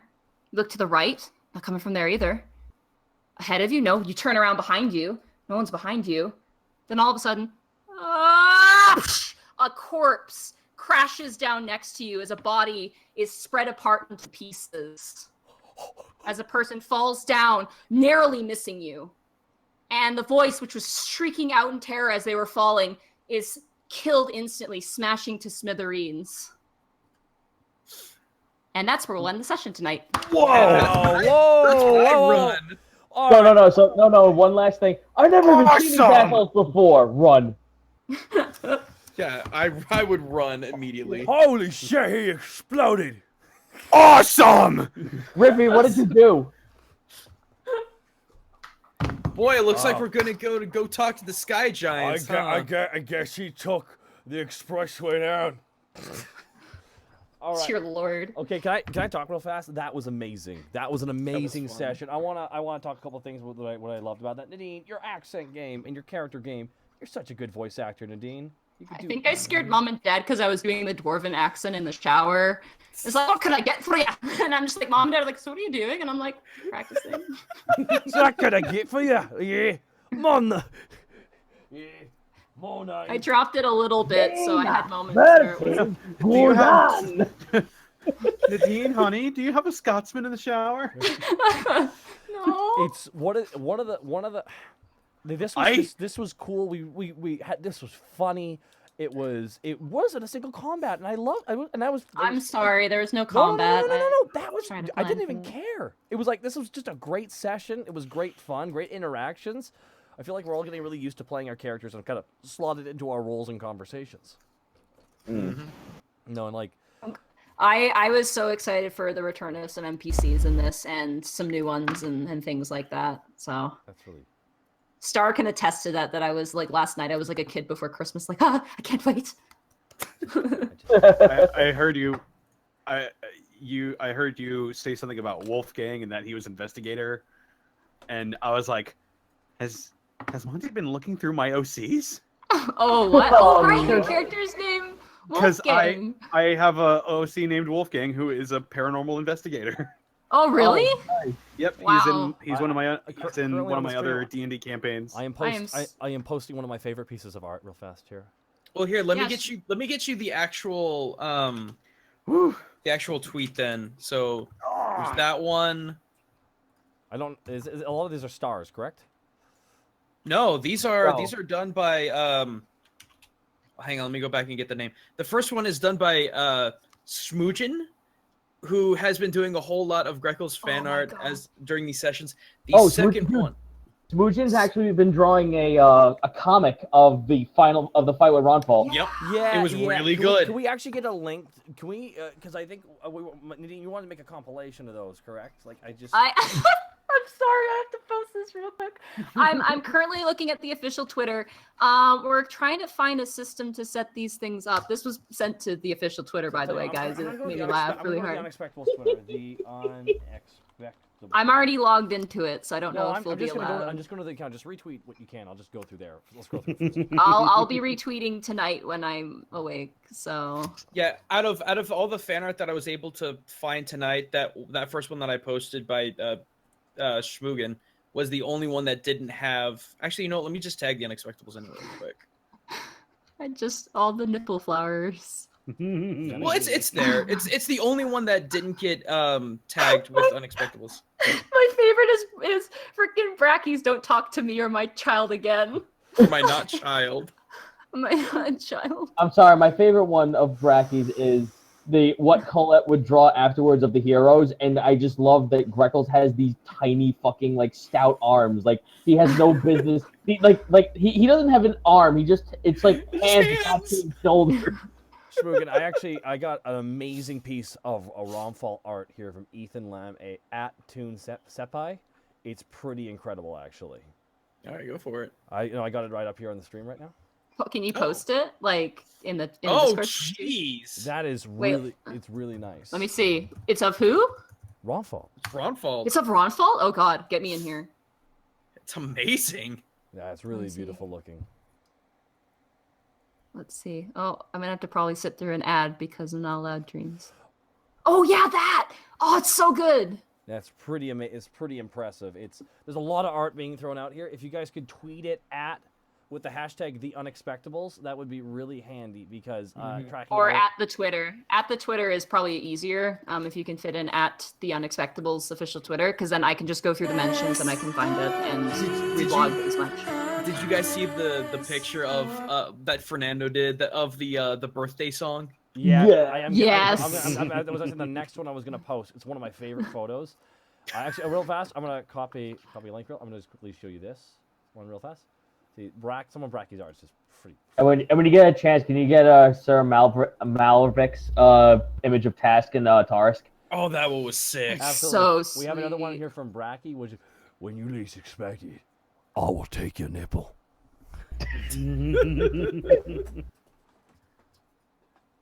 it's just like there's just like this is I just look on Greckles' face like he's holding his nipple like yeah I want you to, man. No, they're mine. We're like freaking try it. End up with a knife in your back in your sleep. That's good. Do it. Do it, bitch. This is Abacus and the gang. This is Abacus being wished happy birthday by the whole Unexpectables crew. Favorite pose is Task, who is just so cute. This is Ravak, who's just like on the table. He's on the table. Yeah, you knew what this is. That's just beautiful. By the way, there were a lot of bits and subscriptions throughout the whole stream. Thank you so much for giving that. Thank you so much for supporting the show, guys. This is how we can get some amazing art done by the one, the only Star Exorcist, and how I can pay my lovely sister to DM for us. So we appreciate all the support you guys give us here. We got some more art to jump through real fast here, though.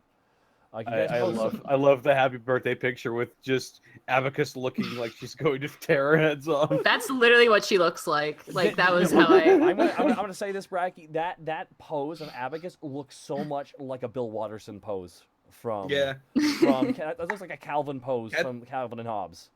Yeah. Oh, we got another one from Smoogan about the happy birthday scene. Can you post these in the Discord? Yeah, I got you. Thank you so much. This one right here. This one's got fucking Taurus going. There we go. Let's take a look real fast. Oh yeah. Oh, probate. What? Oh, probate. Oh, probate. Probate. Thank you. Willow needs to fix that storefront. Here's for the cost of the material. Probate. 3,000 bits. Thank you so much, Probate. Really appreciate it, dude. Oh my goodness. We'll have to buy more scrolls to mend the windows. More scrolls. No, it's good. I love how fucking miniature Taurus is in this. When the fucking Taurus gets tall, gets about the same size as Task. Sometimes we forget he's there. I'm like, is he just following us? Kind of. I guess. No, he's just following us. He's just there. Yeah, he's just there. He doesn't do anything. I honestly was imagining when all the explosion was happening in the magic shop that he was just standing still the whole time throughout everything.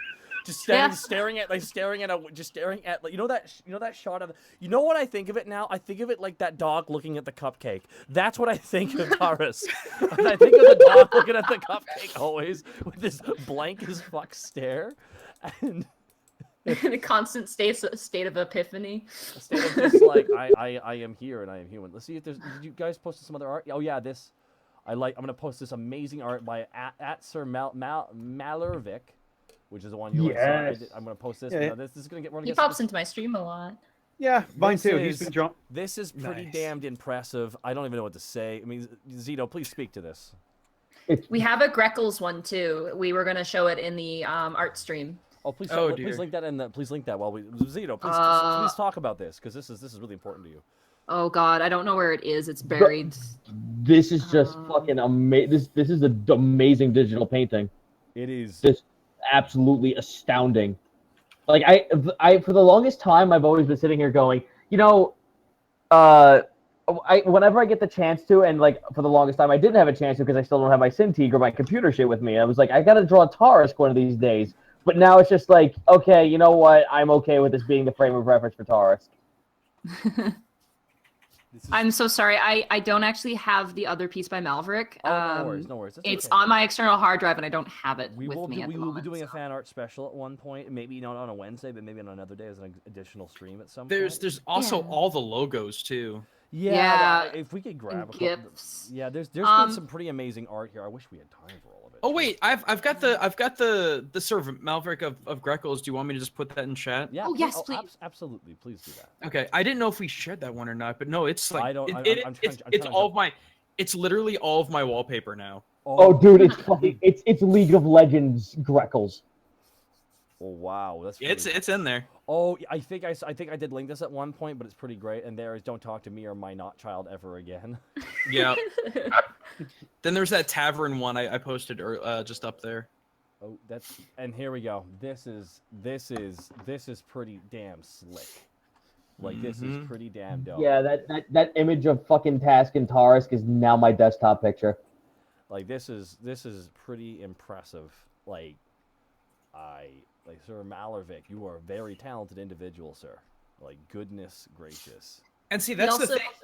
I think he also did the Ronfault piece, didn't he? Do the one of Ronfault? I think he did. I think he might have. I think he did the badass Ronfault one as well. Like that. These are just. I love the fact that he's reading my mind because his daggers actually are kunai and his short swords are wakazashis. Freaking weeaboo. Hey, don't knock it. I'm sorry. Oh, wow. Don't knock it till you try it, Nadine. I'm sorry. I don't think you understand. He wears that with that's a badge of pride to him. He's like, damn right I am, and I'm the best damn weeaboo on the force. Date bio. Sorry. No, it's one thing I want to speak to, actually, something that happened at Anime Expo last weekend while I was down there. I signed about, I think, not exaggerating, 10 5e rulebooks.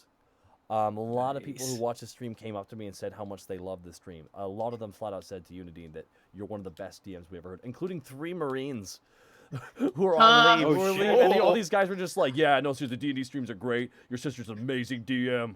I'm just like, these guys are just jacked. I'm just like, this is dope. This is sweet. If Nadine was here, she'd. Damn it! I know, Nadine. That's Nadine. And this. I know. I'm sorry you can't see a bunch of jacked Marines being a fan of your work, but one day they could be in here. I have no idea, but they were really nice guys. But one of the things is a bunch of people actually talked to me about. I saw a post someone said, and I talked about a couple of people about it. Someone said they were like this with the D&D stream, and I think I might have mentioned this last week too. What's really neat about this, and what people have expressed to me and said to me, because I personally am just like, I love going in here, having a lot of fun with everybody. But one of the things that is pretty amazing is someone made this comparison. Like, when I want to watch like a really good dramatic D&D session, I will watch and listen to the Critical Role. When I want a pure comedy, I will listen to Adventure Zone or watch Harmon Quest. When I want a cartoon, I'll listen to the Unexpectables. And I was like, holy shit. And I talked to some people about that, and everyone kind of agreed on that. And I think that's kind of amazing. And a lot of that comes down to 2 factors here. Like, I mean, 3 factors. I can say us as the players all interacting with each other. But Nadine, your storytelling, every single role we make becomes a picture you're painting for everyone listening. Then that's truthfully, and a lot of it does too. Like, the aesthetic and everything that's come from this is all come down to Star X's amazing art. So seriously, everyone, thank you so much for taking part in this. So it's been fun so far. Invite us to cons. No, I don't have a passport. Don't say get that. a passport. Invite me to cons. Guys. But seriously, invite. Invite me to cons. Well, seriously though, guys. I just got done with 5 of them, so I need a break. Oh my god. I posted more art in the Discord. You We did? have one of we did one of Task who's in the nightmare. There's Oh, one that's of really The cool. task in the nightmare is pretty sweet. I'm gonna pull this up real fast. Or copy link. We'd be doing that. But no, seriously, thank you. I'm grabbing what I can. If I missed anything, I'm really sorry, but I'm just kind of grabbing what I can find. Is super damn dope. This is what we gotta contend with. God damn, what a I didn't even notice beautiful lady. Bad. that is pretty fantastic. There. Who is this made by? The first one is by. Sorry, I just. I got it. It's Arena Kelly. Arena Kelly, yeah, Thank and you so much then for this amazing. Hold on. I'm posting them. I'm posting them one after another. Oh, and speaking of people watching Critical Role and There you go. The the unexpected Adventure Zone Babs. and the Unexpectables, we are currently still number 2 in current D&D streams, right behind Geek and Sundry. Oh, Nice. really? Fucking what? Christ. Yeah, we're second to Geeks and Sundry now when we stream. What? Nadine, yes, just roll with it. Just roll Literally. Roll with it. Get it? I'm rolling. I'm gonna tell I'm you this, rolling. Nadine, do you understand that Nadine, do you understand that the stream itself outdraws the official D&D streams? You get that, right? Nadine, That sounds like someone who's getting it. Nadine, Okay. this is the Unexpected Babes, and they're adorable. The best girls. The best girls. Well, we're gonna get some more art here, but yeah, we were number 1 tonight for a while, actually, too. Before the Geek and Sundry came on, we were number 1 again tonight until like near the end here. And Cup just blew up, by the way. what's up? Cup Just blew up, by the Cup way. is blowing up right now. For Monty's passport. Monty's Cap. passport. Somebody, You I just have to go and get photos done and get and a bunch here of is people to sign stuff. beautiful lady. Here's beautiful lady. The beautiful lady. Look at this. Look at this. Look at this beautiful lady. Look at this beautiful lady. Hey Nadine. Yeah, yeah. No pressure. yeah. We were number 1 by well over 200 viewers, but once the session wrapped up, a bunch of people left, and that's fine. That's fine. This is just Yeah, this is of the bonus part of the session. Don't here. be an ass, Taka. Why? I'm not being an ass. And here is amazing art. Now, now, who did the beautiful lady? By the way, who did the Unexpected Babes? That's she's drawn stuff for us before. Unexpected Babes was by King of Citrus, known as the Citric King. Thank you so May- much for this art. May his orange juice be ever plentiful and full of vitamin C. Mm. Um, Now, May they- he banish. May they banish Kirby. Who did beautiful? beautiful. That's by Sigourney Martin. Thank Siggy you. Fu. He's done art Siggy Fu. before. Thank you so much. And here is the last piece of art that we have here in the Discord so far. And this is also done by the person who did the Unexpected Babes, correct? Yeah, I think so. And this is trying to find it. This is a pretty fantastic Yeah. interpretation. Like Borky's Lord of smile. Citrus. Borky's smile is amazing. I really like Probate Greckles with in a that. 5,000 bit cannonball. Here it goes. Here it goes. Watch the cup. Fire in the hole! Everyone watch the just got cup. tossed out. He's like Oh the my big god, show. probate. Probate, thank you Dear so much for the Lord. bids, dude. Oh my goodness. Oh, Nadine's blushing. I can hear Nadine blushing right now. No, shut And up. boom. There it goes. Audible red cheeks. Audible. Fuck that cup. It's pretty this is fantastic art as well. This. Thank you so much, everyone, for the fan art. Like the fan art itself is bringing these scenes together. Truly, when we do the fan art special, we'll have to run through the actual comic the one artist has done for the final fight. Schmoogan did the finale, the entire finale. In a comic, The fight in comic form, which is Also, fantastic. can I say how fucking amazing Task's abs are? Like that is Task. He's fucking ripped. Task is gluten free, always has been, and I think it's amazing what a gluten free lifestyle can get you. Dude, you're shaping up to be Bada Task. God damn. So I assume you guys want to talk about the building renovations in private, or It's. I think that do we want? Because I think that's something. Primal Ninja. Thank you. Tell you what we're gonna. I think we're gonna sit on that for like a week. I need to sit and think about that. Sit on that for a week. I prefer to know as soon as possible. Oh, what we're gonna do and stuff. But- Oh, I mean, we can. Yeah. I think we want the. I mean, guys, we want the tavern, right? Like that's what we want. I have We need to other figure- agendas. We need to figure out like what's gonna generate revenue, what's gonna generate attention. Like we probably need a little bit more information on everything before we start. I can do that if we want to do that right now, real quick. If anyone's okay with that. Sure. Yeah, sure. Okay. If you could just run down the list of literally what everything can do for us. Okay, I can do that. I kept it kind of broad just because I made this actually before we even started the campaign, by the way. This was planned before we started.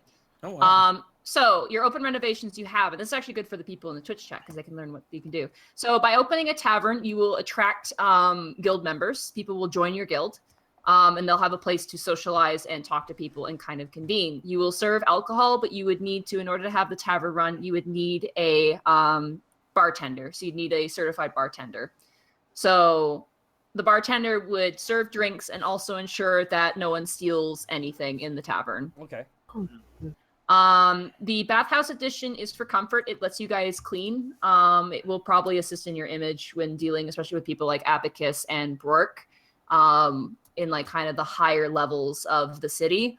As your current state being the races you are kind of frowned upon a little bit, but at the same point, coming all dirtied and like banged up from a fight also looks kind of shoddy. A garden attracts druids. In order to have a druid, you would need a garden for them to tend to and also be able to meditate in and live in. Oh, that's good to know. You would need a druid in order to have a stable. A druid would take care of animals that you bring in and would make sure that they are upkept. So if you wanted things like chickens or cattle or horses, the druid would take care of them for you. But you would need a garden for them to reside in and to do their practice in. A temple is pretty self-explanatory. A temple is a place of worship. And you would basically, if you got a temple done, it would be a bulk temple. It would be a very like stock cookie cutter temple. And then whatever cleric you hire or allow in will determine what that temple reveres or worships. Clerics are obviously, like, as you've seen, they can cure diseases, they can cure curses, wounds, things like that. And they also are necessary for fight pits. It is actually a prerequisite for a fight pit. In order to have a legal fight pit in Alivast, you need to have a cleric in order to provide healing if someone is severely injured. Okay. Fight pits, it's illegal for fight pits to result in death. And as such, they need to be registered. And you also need to have a cleric on hand, kind of like a paramedic in a way. Okay. An Arcanium will attract wizards, sorcerers, and warlocks. If you build an Arcanium and you hire a sorcerer, a warlock, or a wizard, they can make simple magic weapons for you. They can make potions for you. And they can basically kind of do odd jobs and things like that. Enchanting, kind of so-so, but that is an option you can take, you can have. You would also, the other thing to know about that sort of thing, wizards and mages and warlocks are in huge demand in Alivast. It sometimes takes a long time to get a person in, but if you have someone who you think would want to move in, then you probably have better luck with that. Okay. A quest board and bounty board, if you manage to attract people into your guild, a quest and bounty board would allow people to do jobs for you. So they'd be able to go out, they would gain the rewards, but you would get a cut. In most cases, you would get Alivastian credits if people come back from doing missions. They would get the gold and you would get the credits. Since they don't have a place to live, you guys would get the actual benefit of that. Okay. The Messenger's Roost is, if you remember, you guys got those stamps from Rivi and Lily and Ozzy. If you build a Messenger's Roost, you can send letters without having to pay a fee. Okay. And you get your choice of pseudo-dragon messengers. You get a choice of pigeons, hawks. Nice. Or flying constructs. Small bug constructs. Nice. Then employees, obviously you have your bartender. They would serve drinks. A chef can make food as long as you make a kitchen. The prerequisite is you would have to basically buy the chef and the kitchen at the same time. Okay. Because they'll want it a certain way for whatever food they prepare. Maids and servants are, they'll help keep the place clean. They'll keep things kind of under, like, for the most part, like your bedrooms, the tavern, the temples in some cases. They'll ensure that it's clean and managed, and also like keep the building up to date. In-house bards, while Panic could perform when you're on adventures, having to drink in a tavern full of silence is pretty rubbish. by having in-house bards, you basically can either open the stage and have new talent come in, or you can hire your own sort of round of entertainment through the Bards Guild. They could send you in people, or you could just hire a band that you like and just have them there, like kind of like Star Wars. I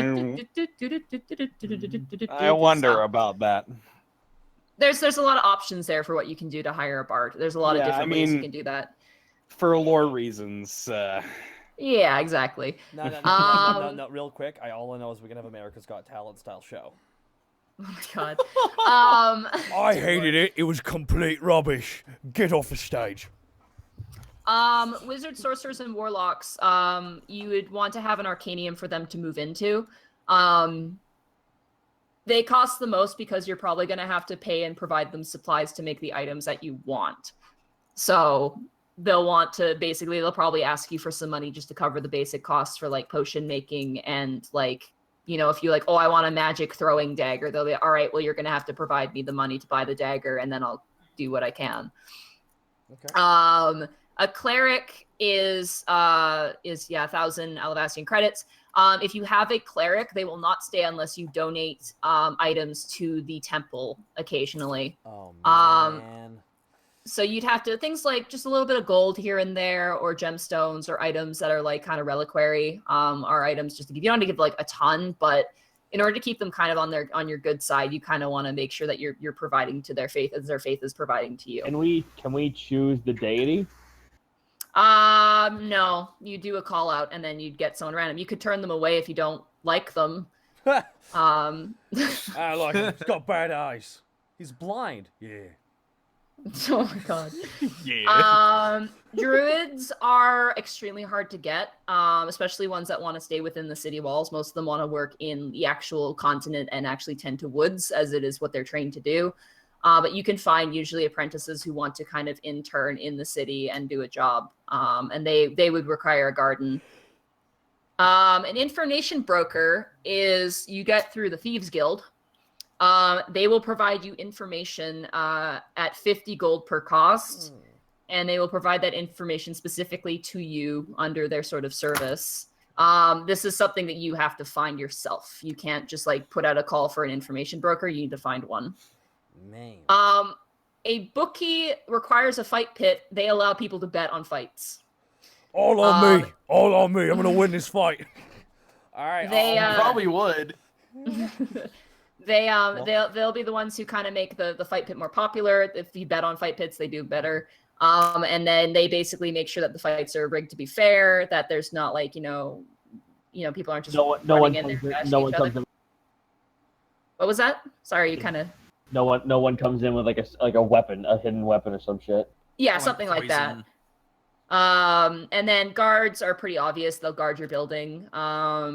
For the tavern, they can be kind of useful, but you basically 200 credits per guard. And then prerequisite renovations, I've probably mentioned all of these. You have your kitchen, which will serve you food, so you don't have to worry about rations while you're staying in town. You have a fight pit, which is you have to pay every year 500 credits just to register it to the city. If you don't register your fight pit, you could face charges and jail time. Stables, you require a druid, and that's where you can keep your animals, as I mentioned in the past. You can also get a library if you have a wizard, a sorcerer, a warlock, or any sort of available researcher, not just a magical person.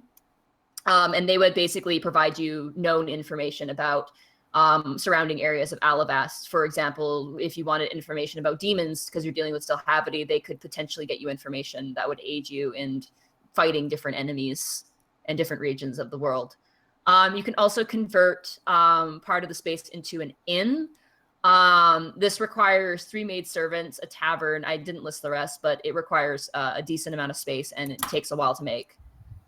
It's also worth noting every time you hire someone into your guild, like as an official employee, they have on top of like you pay them, they also get a place of residence there, which is already like covered as being hired. Adric would come in and build them basically a room for them to sleep in. Do we have the ability to possibly recruit NPCs through travel? Yes, you can. If you have a place for them to go and you meet someone in your travels who you think is interesting or would be an asset, you can direct them to your guild hall. Yeah. And they can work for you. Oh man, this feels like freaking Suikoden, boys. Yeah, it does. We sukin, boy. So here's the thing. So obviously we want to get people in here. I say the most feasible thing for us to do purchase-wise right now is tavern, bartender, and quest board. Yep. Which also we need a kitchen. Don't forget to include the price of your employees as well. Mm-hmm. Tavern, So- bartender. So kitchen would be 1,000 AC. Can any of these hired on guild members, whether we pay for them or they come in on their own volition, can they come with us on quests? No, they will not. It depends on their attitude. Most cases, they'll probably stay. Okay. Chef, we need one of those for the kitchen as well, right? You would need a chef in the kitchen simultaneously. You'd have to get both of them at the same time. So Okay, how much so- are we looking? We would have a finite amount of money, so that wouldn't work. So if You we guys got a significant chunk. You got 3,500 AC. So, okay. If we have enough money to get tavern, a bartender, a chef, and a kitchen. you want to just do that then? Is that exact? That's exact. That is how. Okay, silly question. Are you gonna name the chef? I will accept this tavern if I get to name it. Oh well, we're gonna have an actual out of character debate about what we're gonna call the fucking tavern. No, Wait a the minute. tavern. So Tavern. this- No, this is- dude. My name, Toad in the Hole. Ooh, that's strong. That's strong. Toad in the hole. Toad in the hole? Oh no. Toad in the Hole. Oh. Wait, say that toe in a hole? No, Toad. the Toad. The Toad. Toad in the Hole. Toad in the hole. Toad in the hole. Toad in the hole. So this isn't just the tavern and our guild hall are going to be separate, right? They'll be separate entities, but they'll all be Yeah, owned. by the looks of Your- it, only your we can tavern access our.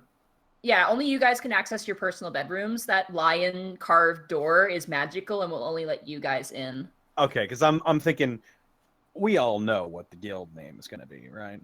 The Unexpectables. The Unexpectables. Unexpectables. I mean, the guild hall and the people are tossing out the floating cabbage. Floating cabbage. That's just, After that thing killed someone. yeah, not as keen. People are saying the Krabby Shack. The Krabby. Oh, quiet, Krabby Shack supporters. Welcome to the Krabby Shack. Can I make a suggestion about future purchase? Yeah. I honestly think we should get, because here's the thing, if we ever want to get Lily back, if we get a place to put her like out of character, because not only would it be actually easier and probably a little more efficient to get a druid in terms of like someone to heal us, someone to help us get information and get a little bit of utility, because if we're going to be fighting with like, oh, this one particular cleric comes in and like is like, well, we want you to donate, etc., etc. I think it'd be better to get a druid for all of the passive restorative jobs. Plus, we already know druids. Druids wouldn't actually probably tend to you. They'd only tend to the animals in their care. A cleric would be the one that would tend to you. Yeah. Then what's the purpose of having a druid? The druids, if you buy horses or you want to keep cows or chickens to like maintain food, what they about would a take pet- care what- of those animals. What about a pet lion? Don't have a pet lion, Borky. But what if I really want it? Will you take care of it? Oh, I mean, me or someone else if I get bored. Literally, if you found like something in the woods and you did want to like keep it as an animal, like a druid would like basically take care of it for you, so you wouldn't have to worry about it. Taming. All right, you know what? Let's go. I want to beast tame the owl bear. God. Are we all agreed tavern, kitchen? We hire a bartender and a chef? Yeah, I'm down. Okay, Okay. now Nadine, you want to name now, and then we're gonna. What do we want to call the? Toad. We got like Toad in the Hole, or tell you what, how about we think about the name this week, and I need to let this sit on my palate for a while. All right, sure. Yeah. Are you cool with that? Are you cool? Can we yeah, I'm down with that. After we make these purchases, can we aim for the fight pit? I kind of want the fight pit really bad. I want the fight Same. pit. All right, Borky, gotta go in there and fight. But I fought so much, Chas. Listen, you want money? Oh yeah, that guy said you're not cool. What? Oh, fuck that guy. No, Sure. Borky. That guy said you're not tall enough. That is complete horseshit. Also remember, we're not allowed to kill anyone, so... Suplex City, bitch. Starts Brock Lesnaring people in the fight pit. Well, no. Well, if we register it, and at the same time, if we register it, and then if someone dies underneath us, at least the fucking thing is insured and it's like sanctioned. That's true. You have to. It's a fucking contact sport. You have to at least like recognize the idea that walking into a fucking contact sport where you punch a dude in the fucking jawline, you're gonna get some fucking injuries and maybe even some deaths. How much would four wrestling ropes and some turnbuckles cost to put in the middle of that fight pit? Just I'm asking for a friend. You can make that. Adric is your bro. He will make it as custom as he can. If it exceeds what he has in terms of material, he will probably charge you a little bit extra, potentially through gold or through credits, depending on what you want. Oh, okay, so we're making a fucking wrestling tournament. Let's just baby steps. Someone just exploded beside us. We'll a couple steps and then we'll have a wrestling tournament. Okay. We'll have a tournament. We'll have our own tournament arc. We're gonna have the Unexpectables G1. The Unexpectables G1 Climax Tournament. Oh my god. Anyways, this has been fun, but yeah, we'll take the tavern, the kitchen, and the 2 employees that come with that. Kitchen is 1,000, and then the chef. I've done the math. It adds up to 200. exactly 3,500. Actually 3,400. We have an extra 100. What can we get? We can get a maid/servant. Yes. That's why. We need a servant, and we need to come up with the greatest servant name ever. Grimbo. Not really. I'm kidding. Grimbo. I've got some speed for you, master. Yo, no, okay. So I'm joking. obviously, if we're gonna get a fucking maid, we're gonna get a maid or a servant. If it's gonna be a servant, it's obviously the name's gonna be Meadows. What? That is the best. Fuck you. That is the ultimate butler name, Meadows. Meadows? I'm personally fond of Sebastian, but whatever. Sebastian. Yes. All right, guys. This is fun. I think we're good here. Yep. Yeah. Everyone's like Obado. What's Obado? Obado. No, that was from the stream a night ago. Who the fuck is the character in Naruto? Obito or something? Like, oh yeah. In passing, I was just like, who the fuck is Obado? Obado. No, he works at the Krabby Shack. Anyways, guys, thank you so much for coming to the Unexpectables stream, and guys, we will see you next Wednesday for Chapter 7. Later, guys. Bye.